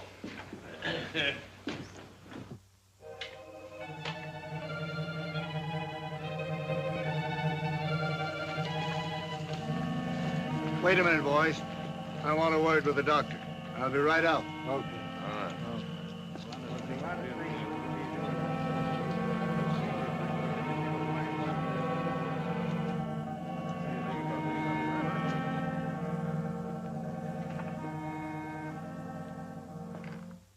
Is the doctor in?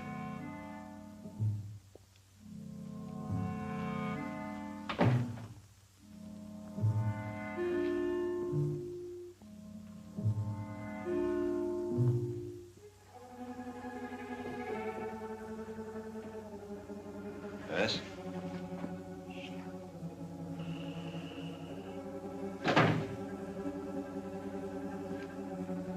Oh, good evening, Sheriff. Just wanted to see if you were all right. Ain't been out, had you? No. I'm trying to think out, Doctor, a lot of things. That ape seems to take a fancy to your place. Now, don't take offense, Doctor. I'm just trying to clear up my mind. Them dogs of mine have been sniffing ape for days. It's made 'em foolish, I guess. Else why'd they snarl at you? Well, there may be some chemical odors on my clothes that offended them. Uh-huh. But I ain't never seen my dogs offended at anything. Can't understand it, Doctor. Wait a minute. Jane! Just get me that torn coat of the trainer's, will you? Now, this is an idea that's just occurred to me. I don't know whether it makes sense or not, but perhaps it'll explain your problem. You see, this coat was worn by the trainer when he was mauled by the ape, and it's been in the house ever since. Now, that perhaps explains the interest of the ape in this house, and your dogs in me. Then I'll bet you're right. Well, I'll get along. Think I'll put a few men around your house the rest of the night, Doctor, just so you'll be protected. Don't bother. I'm perfectly safe, and they might interfere with some work that I have to do. Well, maybe I'll just keep an eye out myself. I'm just a bit scared, Doc. But don't tell anybody about it.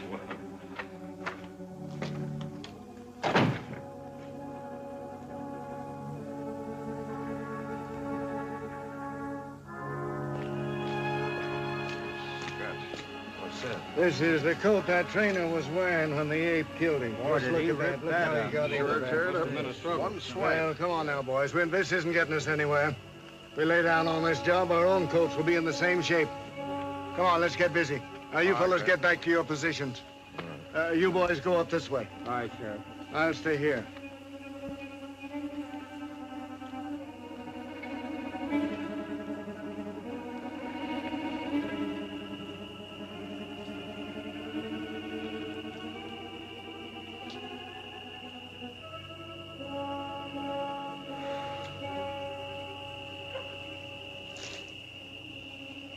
I can't fail. I can't.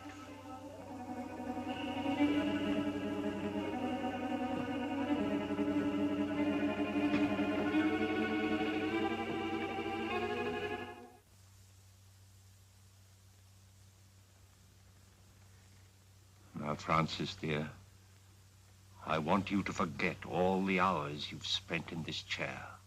Put them out of your mind. You're not paralyzed, you never were. Fasten that firmly in your mind. You're not paralyzed. You'll do that for me? I'll try. Don't forget, you're not paralyzed. Now then, move your right leg. Move it. You can. Oh, I can't. Try. Stop it, you're hurting it. I can't, Dr. Adrian. Try it, Francis. You can. You know you can. Move. There. You moved it, didn't you? You moved it. Now the left one. Now the left one. Now move it. Try. Try again. There. You moved them. You moved them both, didn't you, dear? All right, then. Stand up and take a step towards me. Do it. Do it. It's only your mind holding you in that chair, not your body. Do it, I say. Do it. You see, I told you. Go get her some water. Oh, she's all right, Danny. She's better than she was, isn't she? She needs more. She needs more.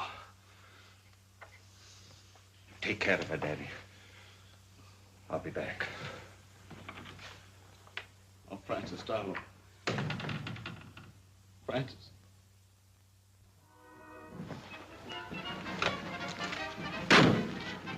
Name's Halliday, sheriff over to Red Creek. Had a job finding you. Well, circus jobs are pretty hard to get, Sheriff. You know, all jobs are kind of scarce. You boys get that ape yet? That's what I come about. Didn't get him, huh? It's bad. He's a killer. You boys got some responsibility tracking him down, haven't you? Well, we did the best we could, Sheriff. The fire broke up the circus. Some of the boys stayed there, didn't they? Yeah, but that's not what I come about. I just figured when you're looking for something, it might help to know its habits. Too many things about this animal I don't understand. Well, animals is all alike. Lions, elephants, dogs, they all got one-track minds. What do these gorillas live on? He ain't killed any animal. Shucks, no, they won't touch an animal except out of meanness. They live on fruits, vegetables. Well, that's what's bothered me. What's feeding this fella? Maybe digging up a garden, patch or two, or stealing a little bit of fruits. No signs of it. Checked with all the farmers. Do they prowl around much, or do they stick to one place? Well, a gorilla generally sticks to one place if he's got anything there to keep him. We see evidence that this fellow's hanging around one place. Hey, that ape had it in for the trainer. Where'd he die? In the house of a doctor near the outskirts of town, and that's the place we think the ape's been hanging around. Say, how would he trace the trainer to that house? Well, sense of smell. They're pretty good at that. Did you bury him in town? No, he sent his body to his people up north. That don't give us much, does it? Any of his clothes around? When that trainer was taken away, his coat was left in the doctor's house. Would that draw the ape there? It certainly would. You better get rid of him. I was afraid my time might be wasted coming over here, but I guess it ain't. Thanks very much, Mr. Howley. I better be getting on the road. I'd like to make home around nightfall. Well, anything I can do for you, let me know.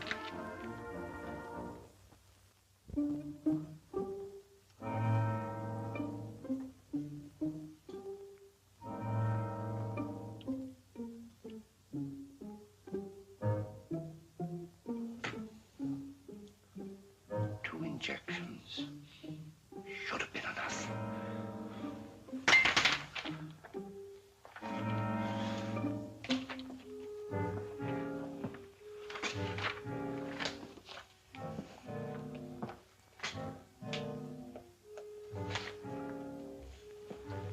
Take this record book and keep it for me safely.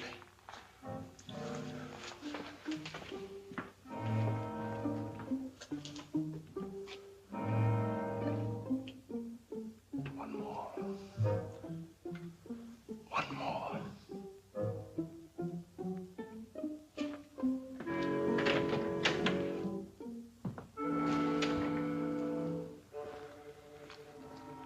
Pete, you two boys go over there by that shrub.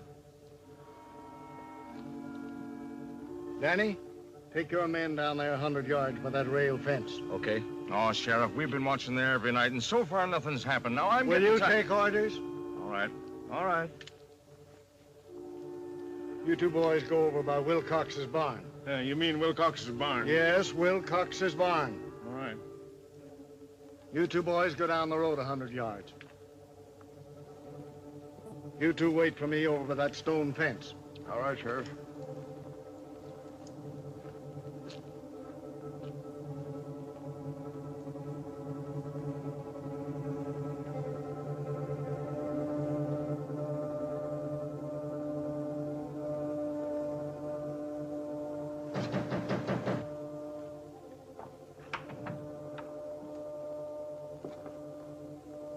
Is the doctor here? You sure of that? He's not in there.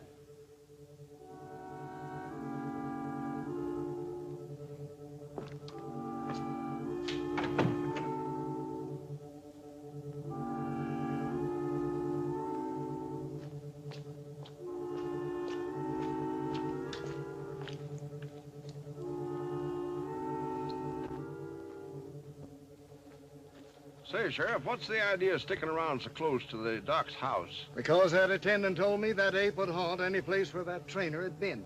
Oh. Hey, what's getting into that sheriff? He's getting touchy. Lost his sense of humor. You know, when a man can't laugh, it's just too... George, wasn't this where we found the body? Mm-hmm.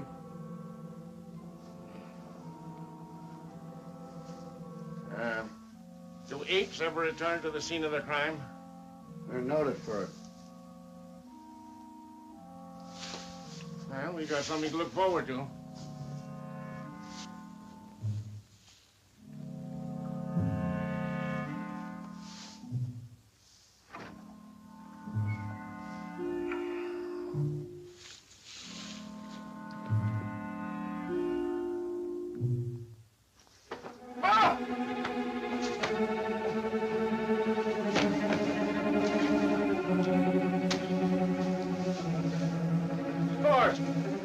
George!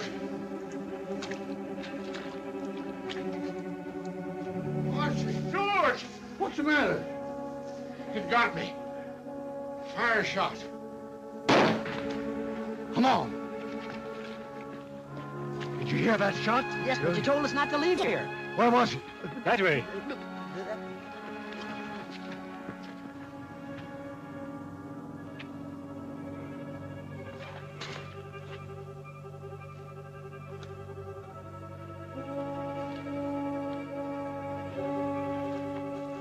What is it? What's the matter? Did you fire that shot? Yes. It's Tomlin. The ape twisted his neck, but Archie knifed him. Can you walk? Pick him up and carry him to I'm the doctor. all right. Go and get him. God, he can't be far away. Come on, get out. Get out, you fellas. You boys come with me.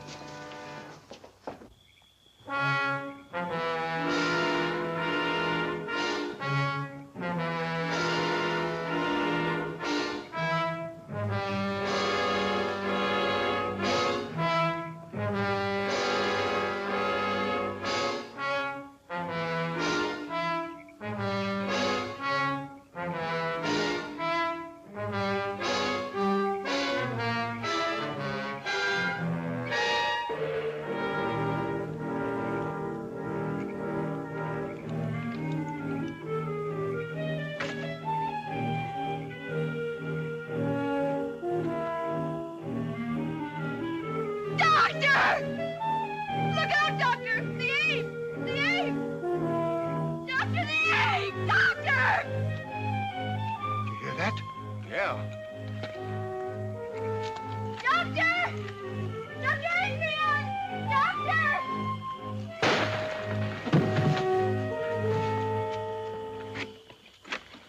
Oh, let me go. Don't stop me. No, Francis. I'll see what's happened. Francis! Let me give him one, Sheriff. Hold on, that's enough. He's done.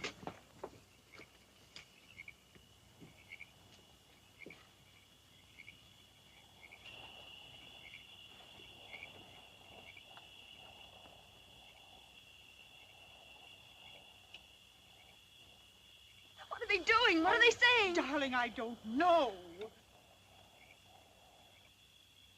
It's the dog. All right, boys. Take that off of him. Let me through.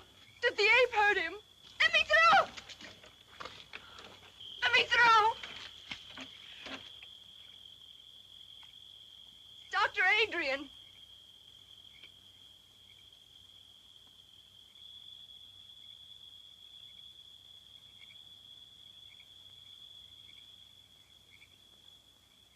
Francis.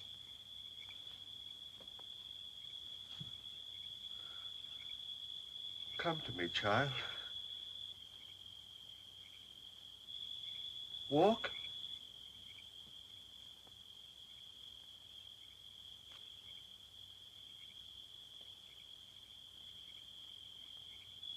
Walk.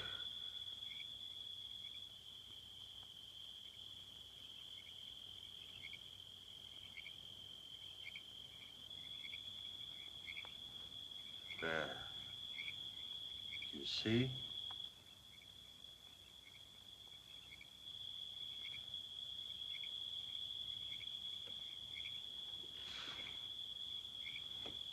He's dead, boy. Oh!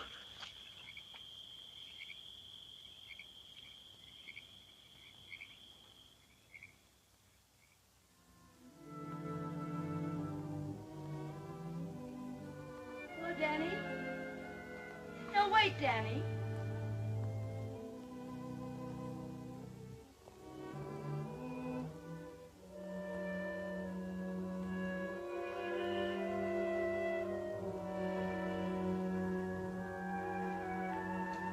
Honey, you mustn't overdo it. I'm doing better every day, Danny. Oh, sure. You're doing swell, but you gotta take it easy. I'll get your chair. No, Danny. Mother and I burned the chair yesterday. I'm never going to use it again. You bet you won't.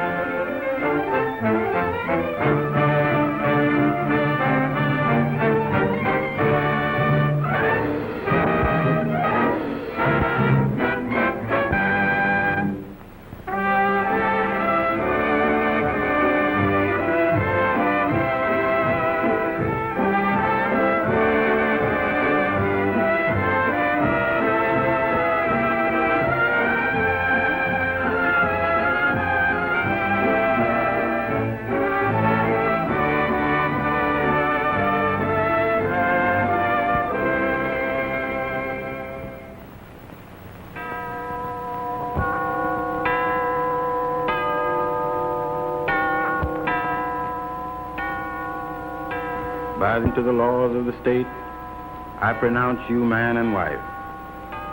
You may now kiss your bride.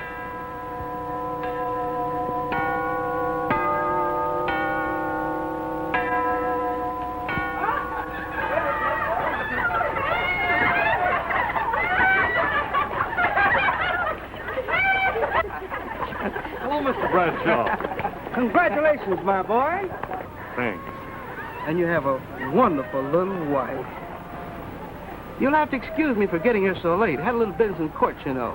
Oh, that's all right, Mr. Branshaw. Suppose you're off on your honeymoon? Not yet. We're going to have a wedding breakfast at my mother's house. Well, good luck to you both. And remember, if I can ever be of service, just call on me.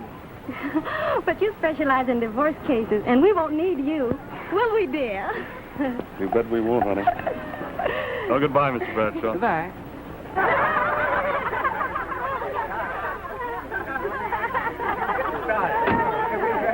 Where you spend your honeymoon, Bob? Niagara Falls. That's bad. A friend of mine spent his honeymoon there. Didn't sleep a wink. He said the falls kept him awake.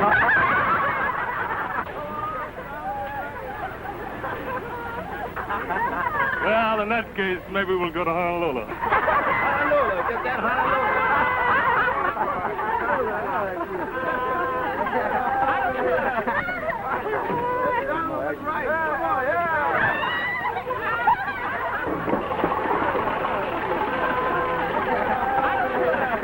Wait a minute. Let's get organized. Who's going with me?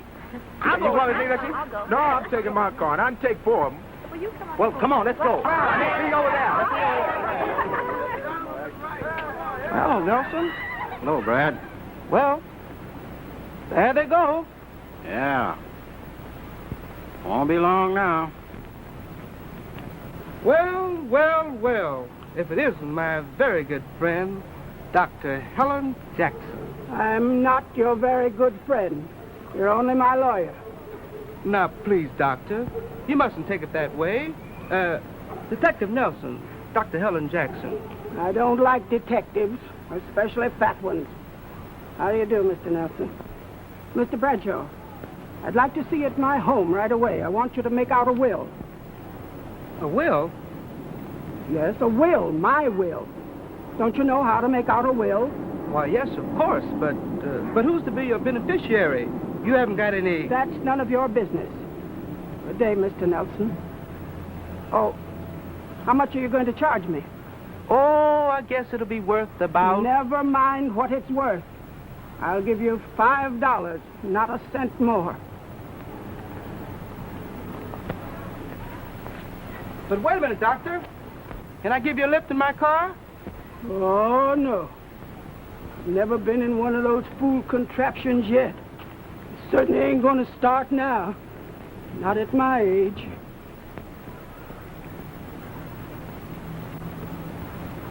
Now tell me that old lady's got enough money to burn up a wet mule. She's got money, all right. But where she keeps it, no one knows.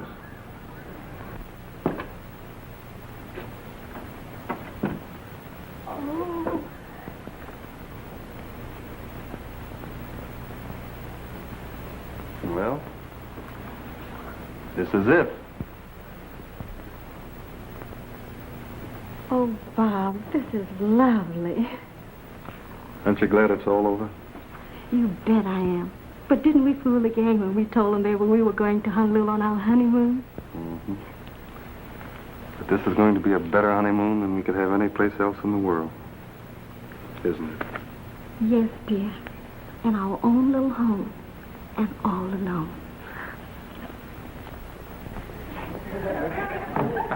So this is Honolulu. Well.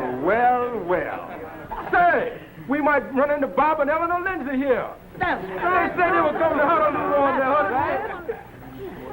Where are they? Well, doggone. Look at there. Oh, yeah. Say, what is this? Bob, my boy, this is the beginning of a party. When it'll end, nobody knows. What do you say? I think that would be lovely. Well, why not? Oh, boy. Let's go. Listen for it. Folks, the party is on. Well, what are we waiting for?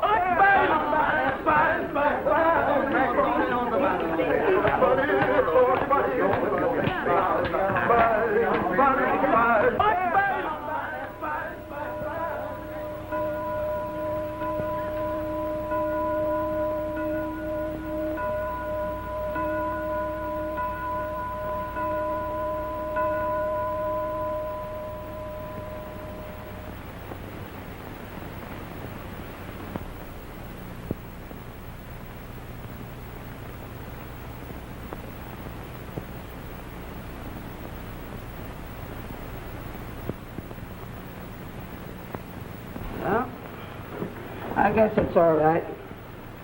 Well, I suppose you're waiting for your money. No, not exactly, but, Well, go on. What is it? I had to have a couple of witnesses. I think we should give them something for that trouble, don't you? No. What you think is none of my business.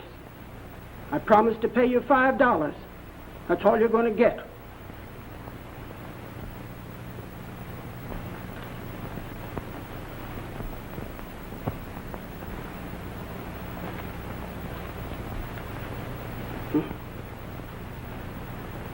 Good day, Mr. Bradshaw.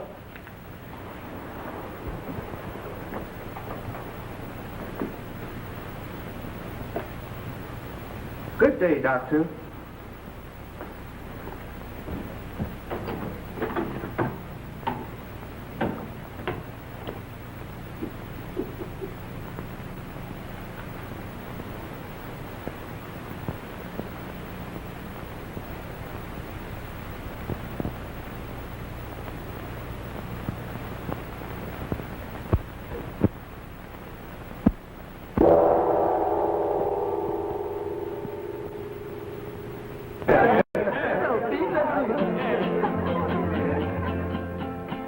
Oh, well, there's no more necking, no more pecking, and no more nothing that's fun. And now, old pal, you'll soon find out that two can't live as cheap as one. So long, old pal, so long goodbye. The hour party makes us cry. But here's one thing you must know, that you can't run with us no more. So long, old pal, so long goodbye. Perhaps we'll meet again on high. We thought that you would always be a champion of liberty. So long, old pal, so long goodbye. We'll meet again before we die. You absolutely nullified Mr. Corey Bear's the most famous ride. So long, old pal, so long goodbye. We haven't even asked you the reason why. You surely didn't go back on old George, who fought so hard at Valley Forge. So long, old pal, so long goodbye. The hour of parting really makes us cry. Give our regards to your wife and say goodbye to paradise. So long, pal. We surely hate to leave you. So long, pal. It's just gonna grieve us. So long, pal. We're gonna put out. So long, old pal. Goodbye.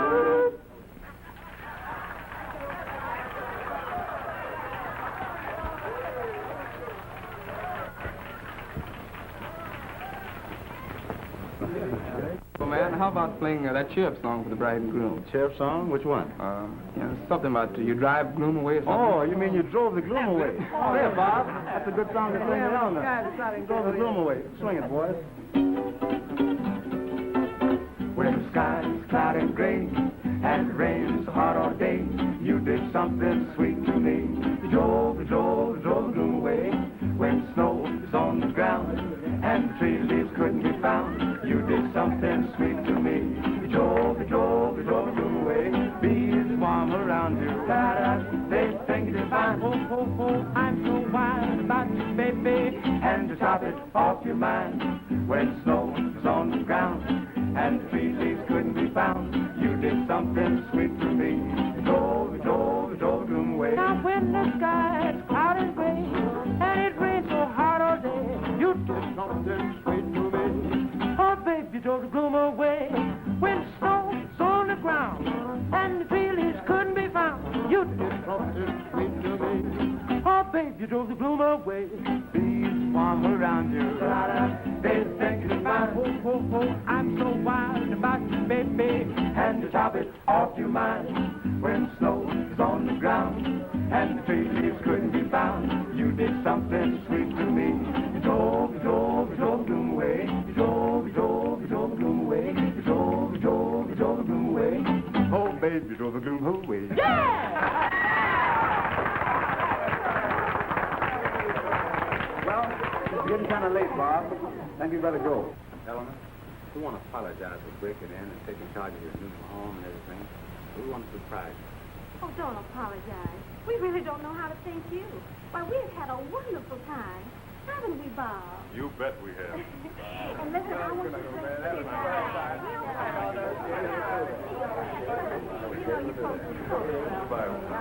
And bring the boys over real soon, will you? Sure, anytime, Eleanor, anytime. And Fred, when you and Martha get married...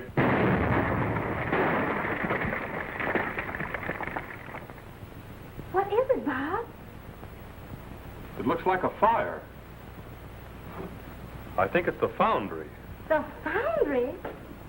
That's what it looks like from here.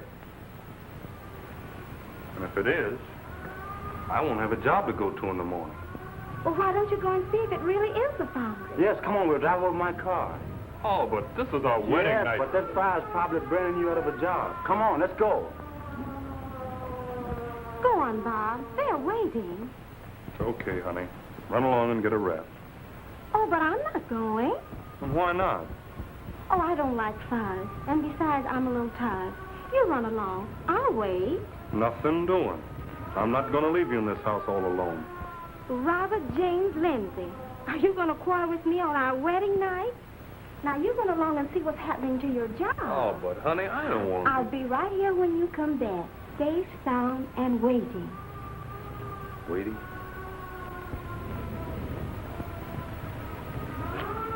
Okay.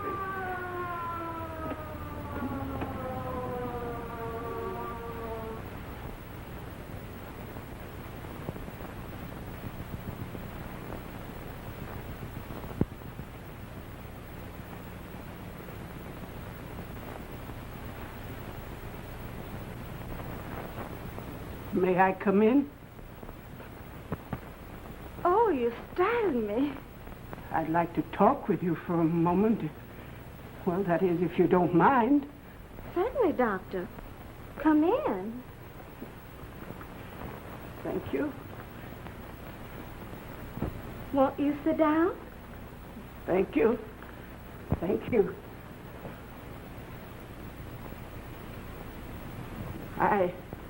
I just come over to thank you for inviting me to your wedding. Oh, thank you for coming. Yeah, but what I want to know is, just why did you invite me? Really, I don't know what to say, except we were trying to select the best people in town. And you feel that I am as important as Mrs. Jones and Mrs. Bradshaw and people like that? Why, Doctor, I think you're much more important. And you really wanted to invite me in spite of all the evil things they say about me? I most certainly did. You see, I know a lot about the good deeds you've done. And I don't think there's any truth in the things people say about you. I also know it was you who paid the mortgage on the colored children's home. Who told you that? My foster parents. They told me many things about you. They knew you even before you went to Africa on a missionary. Didn't they? Did you know my real parents? I knew them both very well. Your mother and I were schoolmates. I introduced her to your father. They fell in love with each other, and they were married. I've often wondered what they were like, but all I know about them is what I've been told. They're both dead, child. They were killed in a tornado when you were 10 months old. It was only a miracle that you escaped. Your parents were good people, both of them. I last saw them on the day they were married. After that, I went to Africa. Your mother looked just as you do now. I might have been your mother. She was younger than I was. Youth must be served always. You loved my father, too. I loved him, too.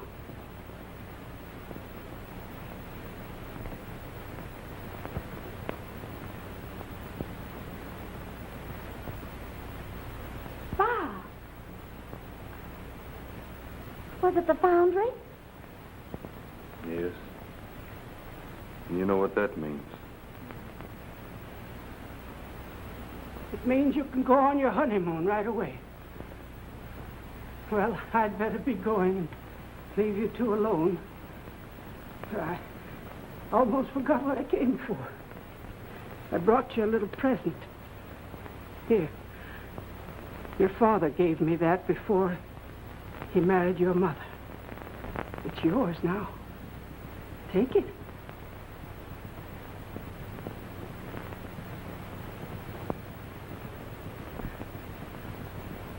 You're the only person in the world I'd give that to. I hope you like what's inside. Well, good night. Good night, Doctor. Good night. And pleasant dreams.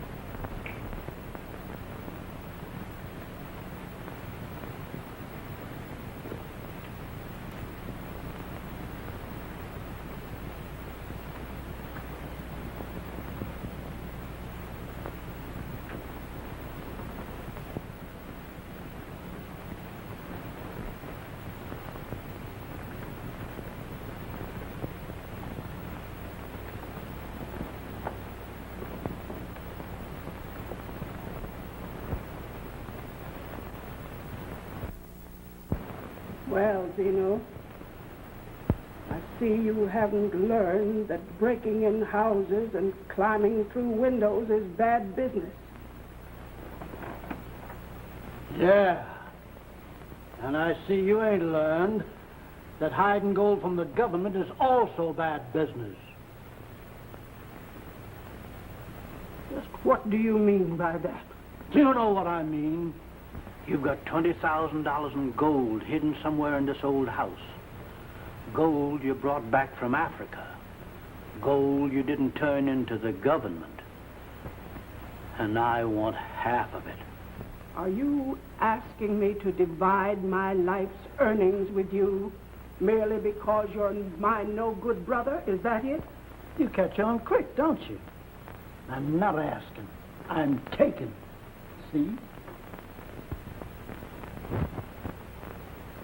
The last thing you took was 10 years in the penitentiary. Yeah. 10 seems to be my lucky number, don't it? Sure it is. That's why I'm only taking half your gold. Savvy? You know, you're very, very amusing. Now listen, sister. Don't try any of your funny business, or someone's liable to get hurt. Why, I'm surprised at a brave man like you being afraid of a little thing like this. Never mind the flowers. What is that thing anyway? It's just a little souvenir that I picked up in Singapore. A Chinese gong striker. There. I'll show you how it's used.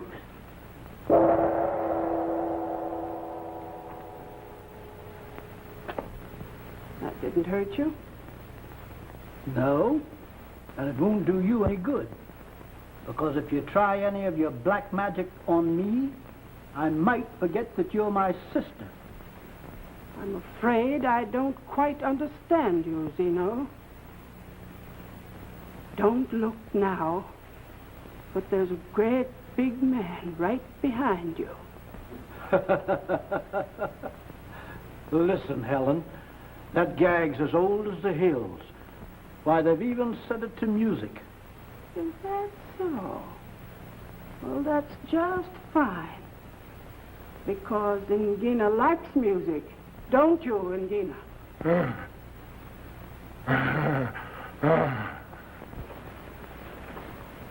Stop! Stop!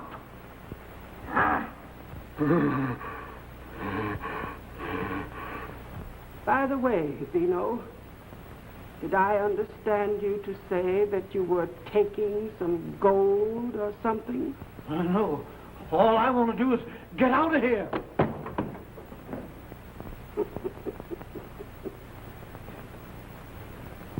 Ingina. Bring smock.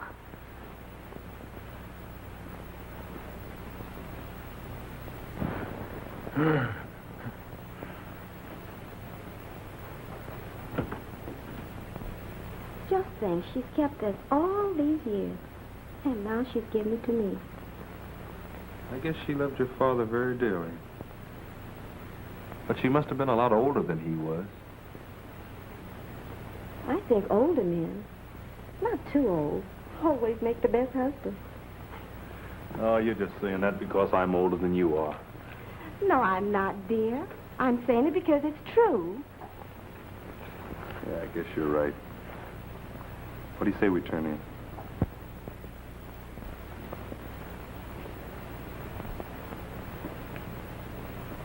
What is it, dear? I don't know. There's nothing on it, but there's something inside. Well, where did it come from? I'll bet it belongs to that old doctor. But it wasn't there when she left. You sure of that? I'm positive. I wonder what's inside.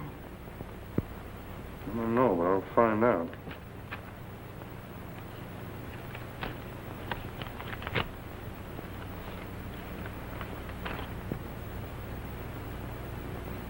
My secret is a message from the grave. Seek and ye shall find. Knock and the door shall be open unto you. Why, that's in the Bible. Yeah. And look, this sketch is just like that locket she gave you. That's right.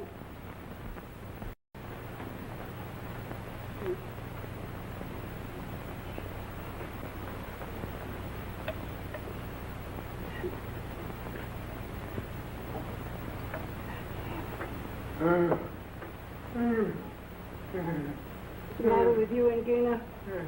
Stop that noise now.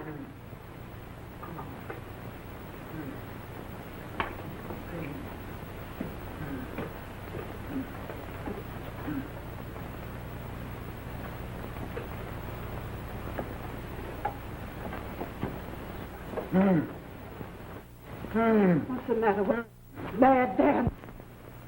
Now look what you've done. I told you not to play with that knife. Now you'll cut your finger. Wait a minute, I'll fix it for you. Bad boy.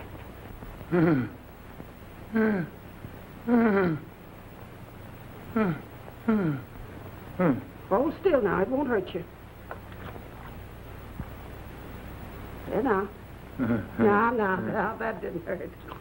Stop. Now, wait a minute till I tie it up.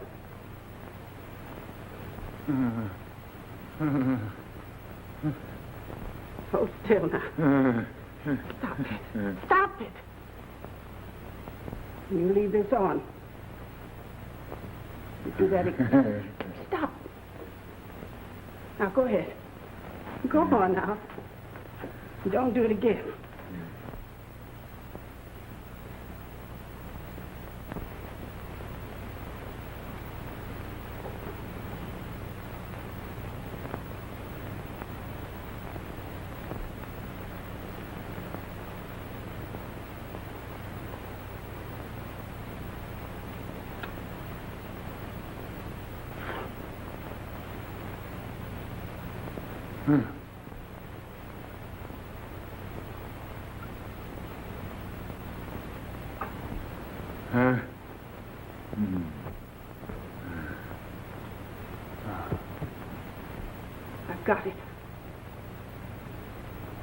I've got it.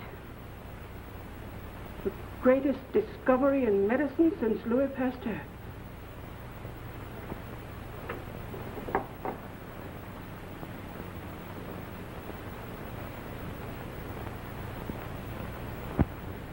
Gina, this is it. If it does what I think it will, I've done more for humanity than anyone else on earth. Don't know why I should worry about humanity.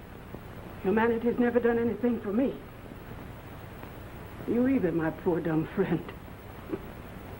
I've given the best years of my life to helping others.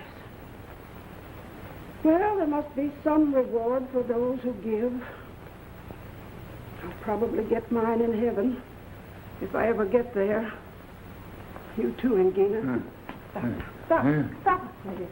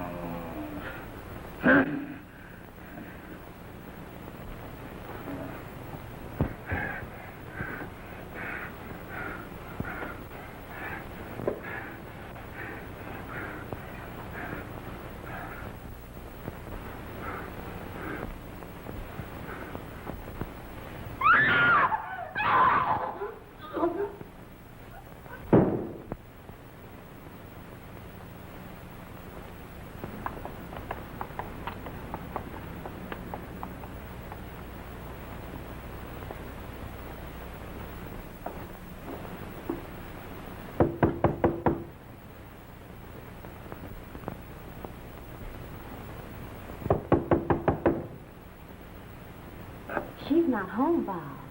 Oh, there must be somebody home. The lights are... Don't go in there. Come on.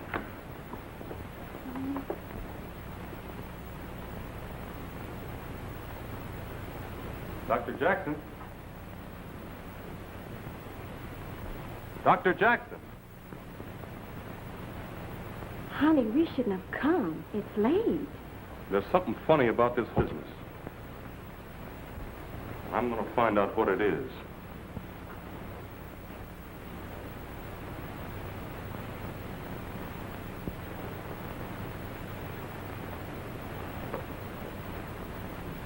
I wonder what happened. I don't know.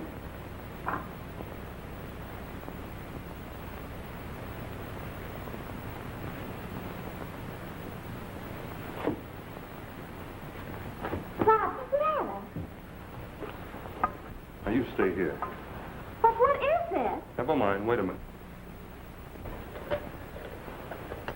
Now, give me the police. The homicide detail, please. Oh, we've been through all that. Yeah, and we're going through it some more, too. Take a look at this, Nelson. Maybe it's enlightening.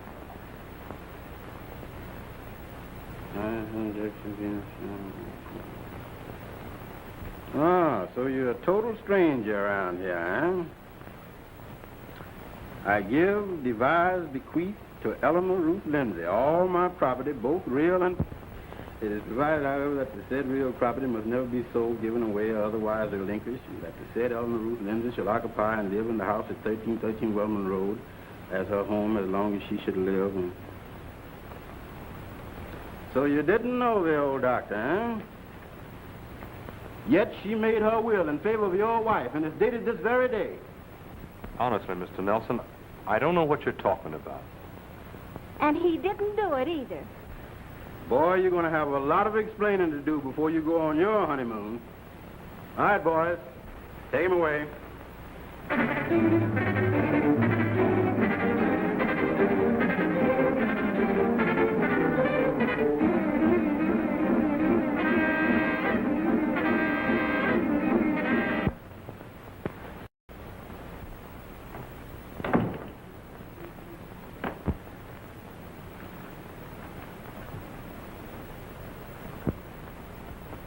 Is that you, Bob? Honey? Well, you just knocked yourself right on in this kitchen. Coming?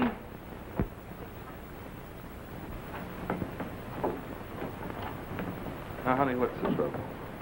Bob Lindsay, if you don't stay out of this icebox, I'm going to tear you to pieces. Have you got a ticket? Well, honey, what are you talking about? Last week you ate all the roast stuff that was left, bones and all. Gloomy here. Bob hasn't been dead since the foundry burned, and that, too, has made it very hard. And the finance company is threatening to take our new car. Yes, that's what I thought. Where is Bob? I was hoping to find him here. He'll be here in just a moment. He just went to the market just around the corner. Well, that's fine. I want to talk to you two about giving up this old place and moving into better quarters. Yes, but what about the will? Don't worry about that.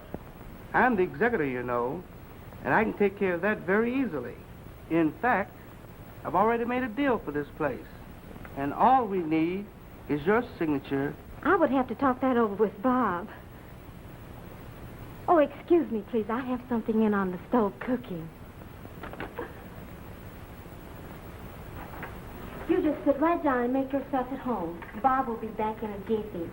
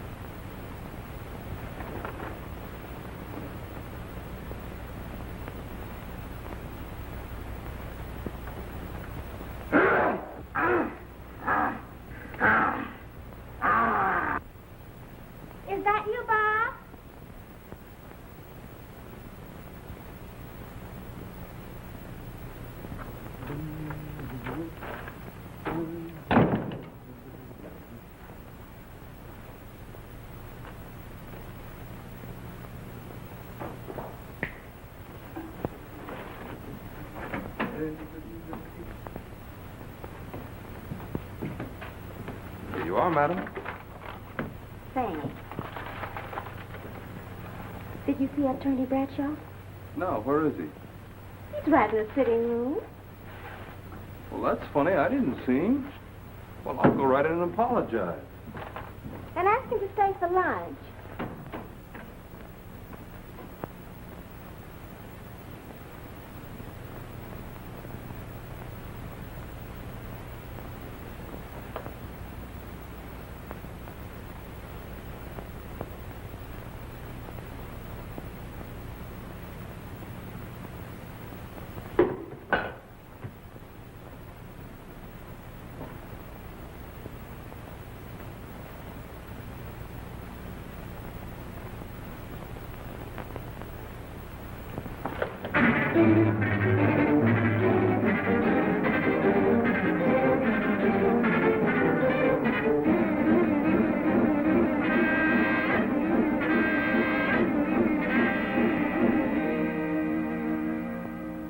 Yes, sir.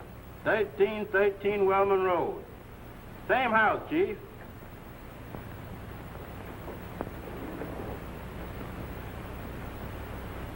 Yes, sir. No, sir. Yes, sir. It had been made out, but hadn't been signed. Oh, they're both here. I got them right here looking at me. They couldn't get away if they wanted to. Yes, sir. We searched this old house from attic to basement. That is, only there ain't no basement. Well, his neck was broken and 2 ribs caved in and his back twisted. I was thinking that maybe he committed suicide until I found out that both arms was busted, and then I couldn't figure it out. Sir? No, sir. I think you reached No, sir, back Chief. in uniform. That's what I think. No, sir. I don't want to go back in uniform. Well, you blockhead, don't you know that Yes, a man sir. can't kill himself and then break both of Yes, his sir. arms? Well, you'd better find out who's doing that killing. Yes, sir. Thanks, Chief.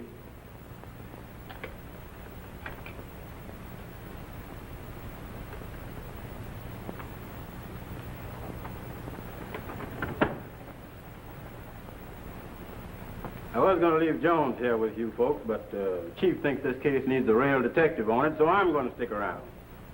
You can go now, Jones.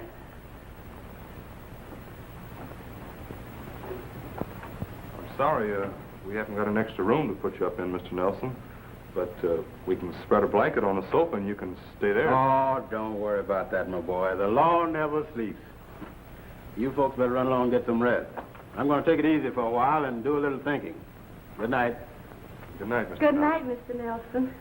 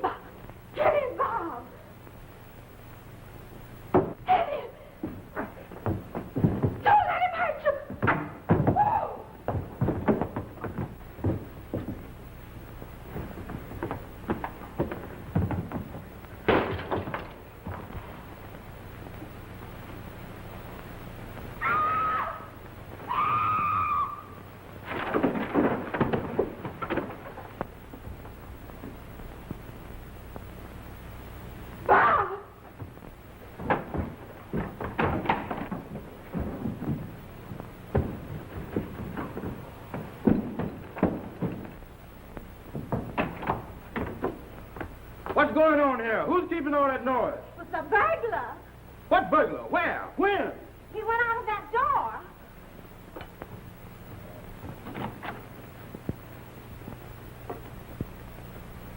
What hit me anyway? I did. I thought I was hitting the burglar. Oh. Hey, what's the idea? There ain't no burglar out there. Oh, my head. Yeah, wait a minute. Let me help you.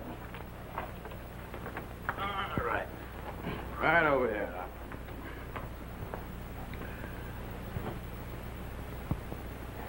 All right, now, you'll be all right in a minute. But the burglar, he got away. Oh, you just take it easy. Don't you worry about no burglar. If there's any burglars around here, I'll find them.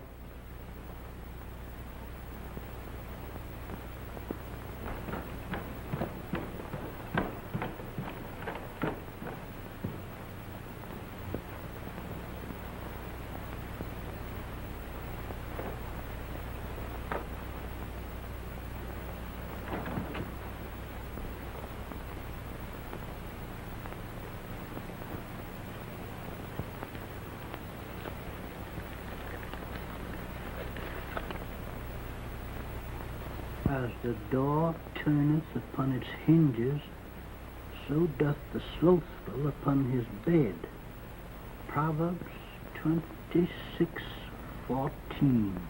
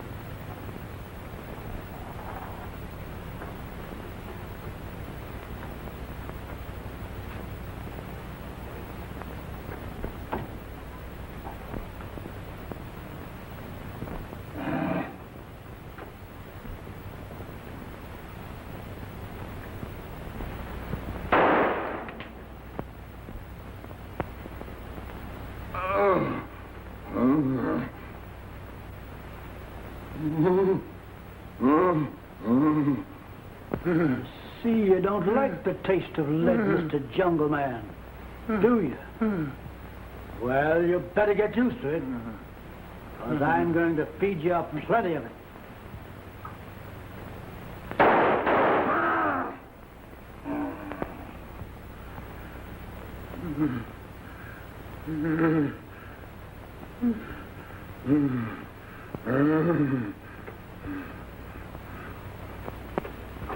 You're a tough old bird, ain't you? Well, I'm going to send you where it's nice and warm. Warmer than it was in Africa, where you came from.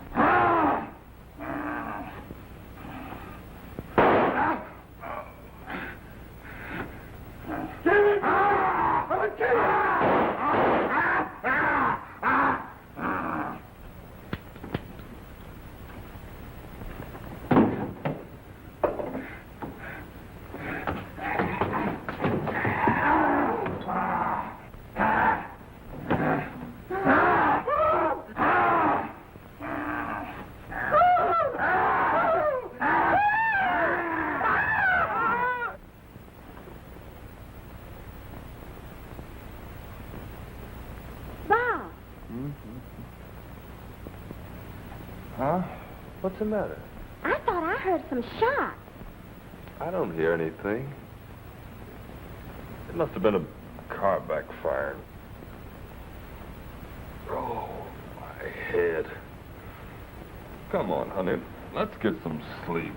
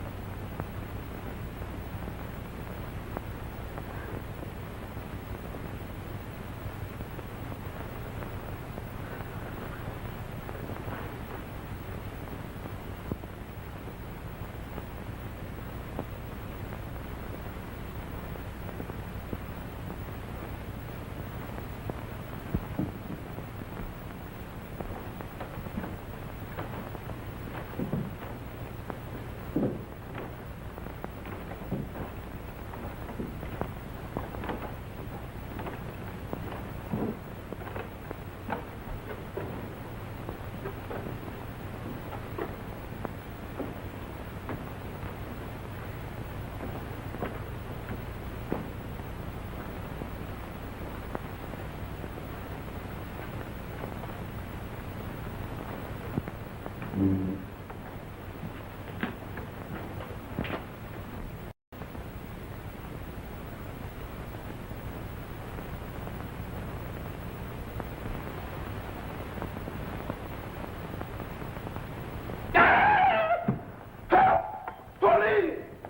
Police, murder!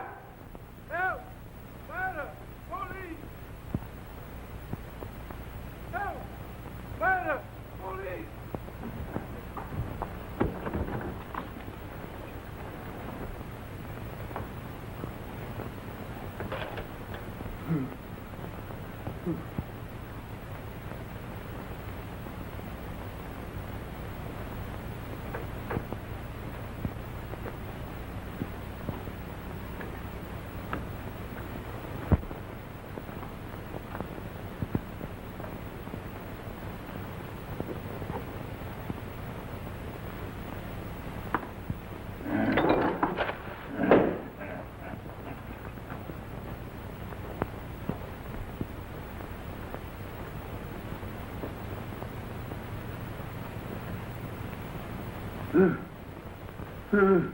I tell you, Chief, there's another one. Yeah. A dead man. Yeah. No, not me. This is me talking to you. Well, you better send the whole force, and you better get here fast if you want me to wait for you. Nelson, my wife's gone. She's disappeared. I've looked all over the place for her. Well, don't just stand there, man. Do something. Say something. She's disappeared. Boy, she's lucky.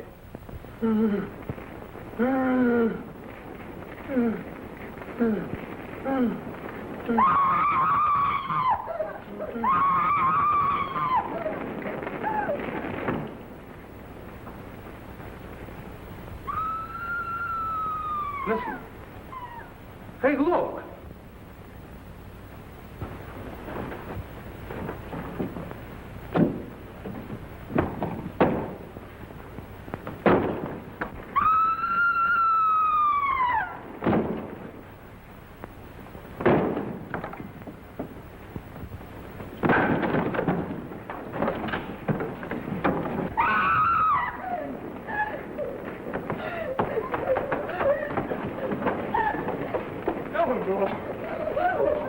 Eleanor, what happened? Are you hurt?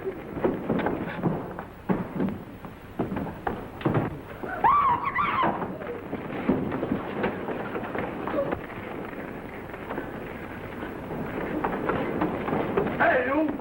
You're under arrest! Come on, put out your hands! Hurry up!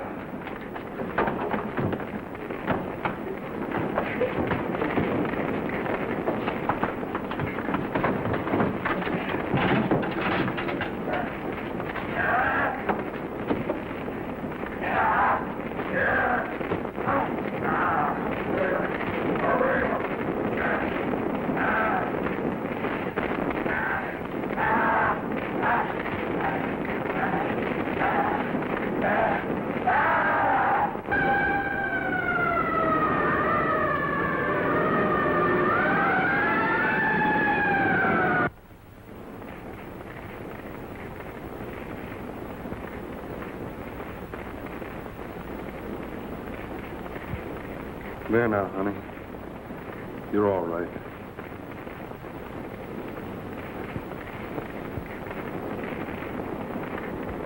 All our troubles are going up in smoke. Oh, but Bob, everything we've got is gone. Our furniture, our clothes. Don't worry, dear. I'm almost glad it's over with. Anything's better than living in that horrible house. What happened? Mister, if you can tell me anything that didn't happen, I'll put in with you. Where's Nelson?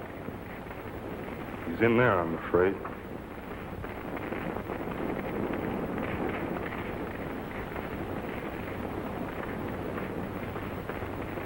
Poor Nelson. One of my best men. A brave officer and a brilliant detective.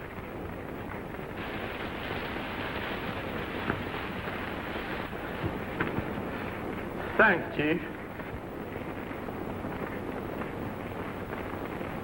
How did you get out? Never mind how. If you'd have seen what I saw when I come to, man, oh man. And I was gonna arrest that thing. I'd have been here a lot sooner. But these things are heavy. What are those? Well, they... Never mind. Where'd you get them? Well, I was... Shut up! Who does it belong to?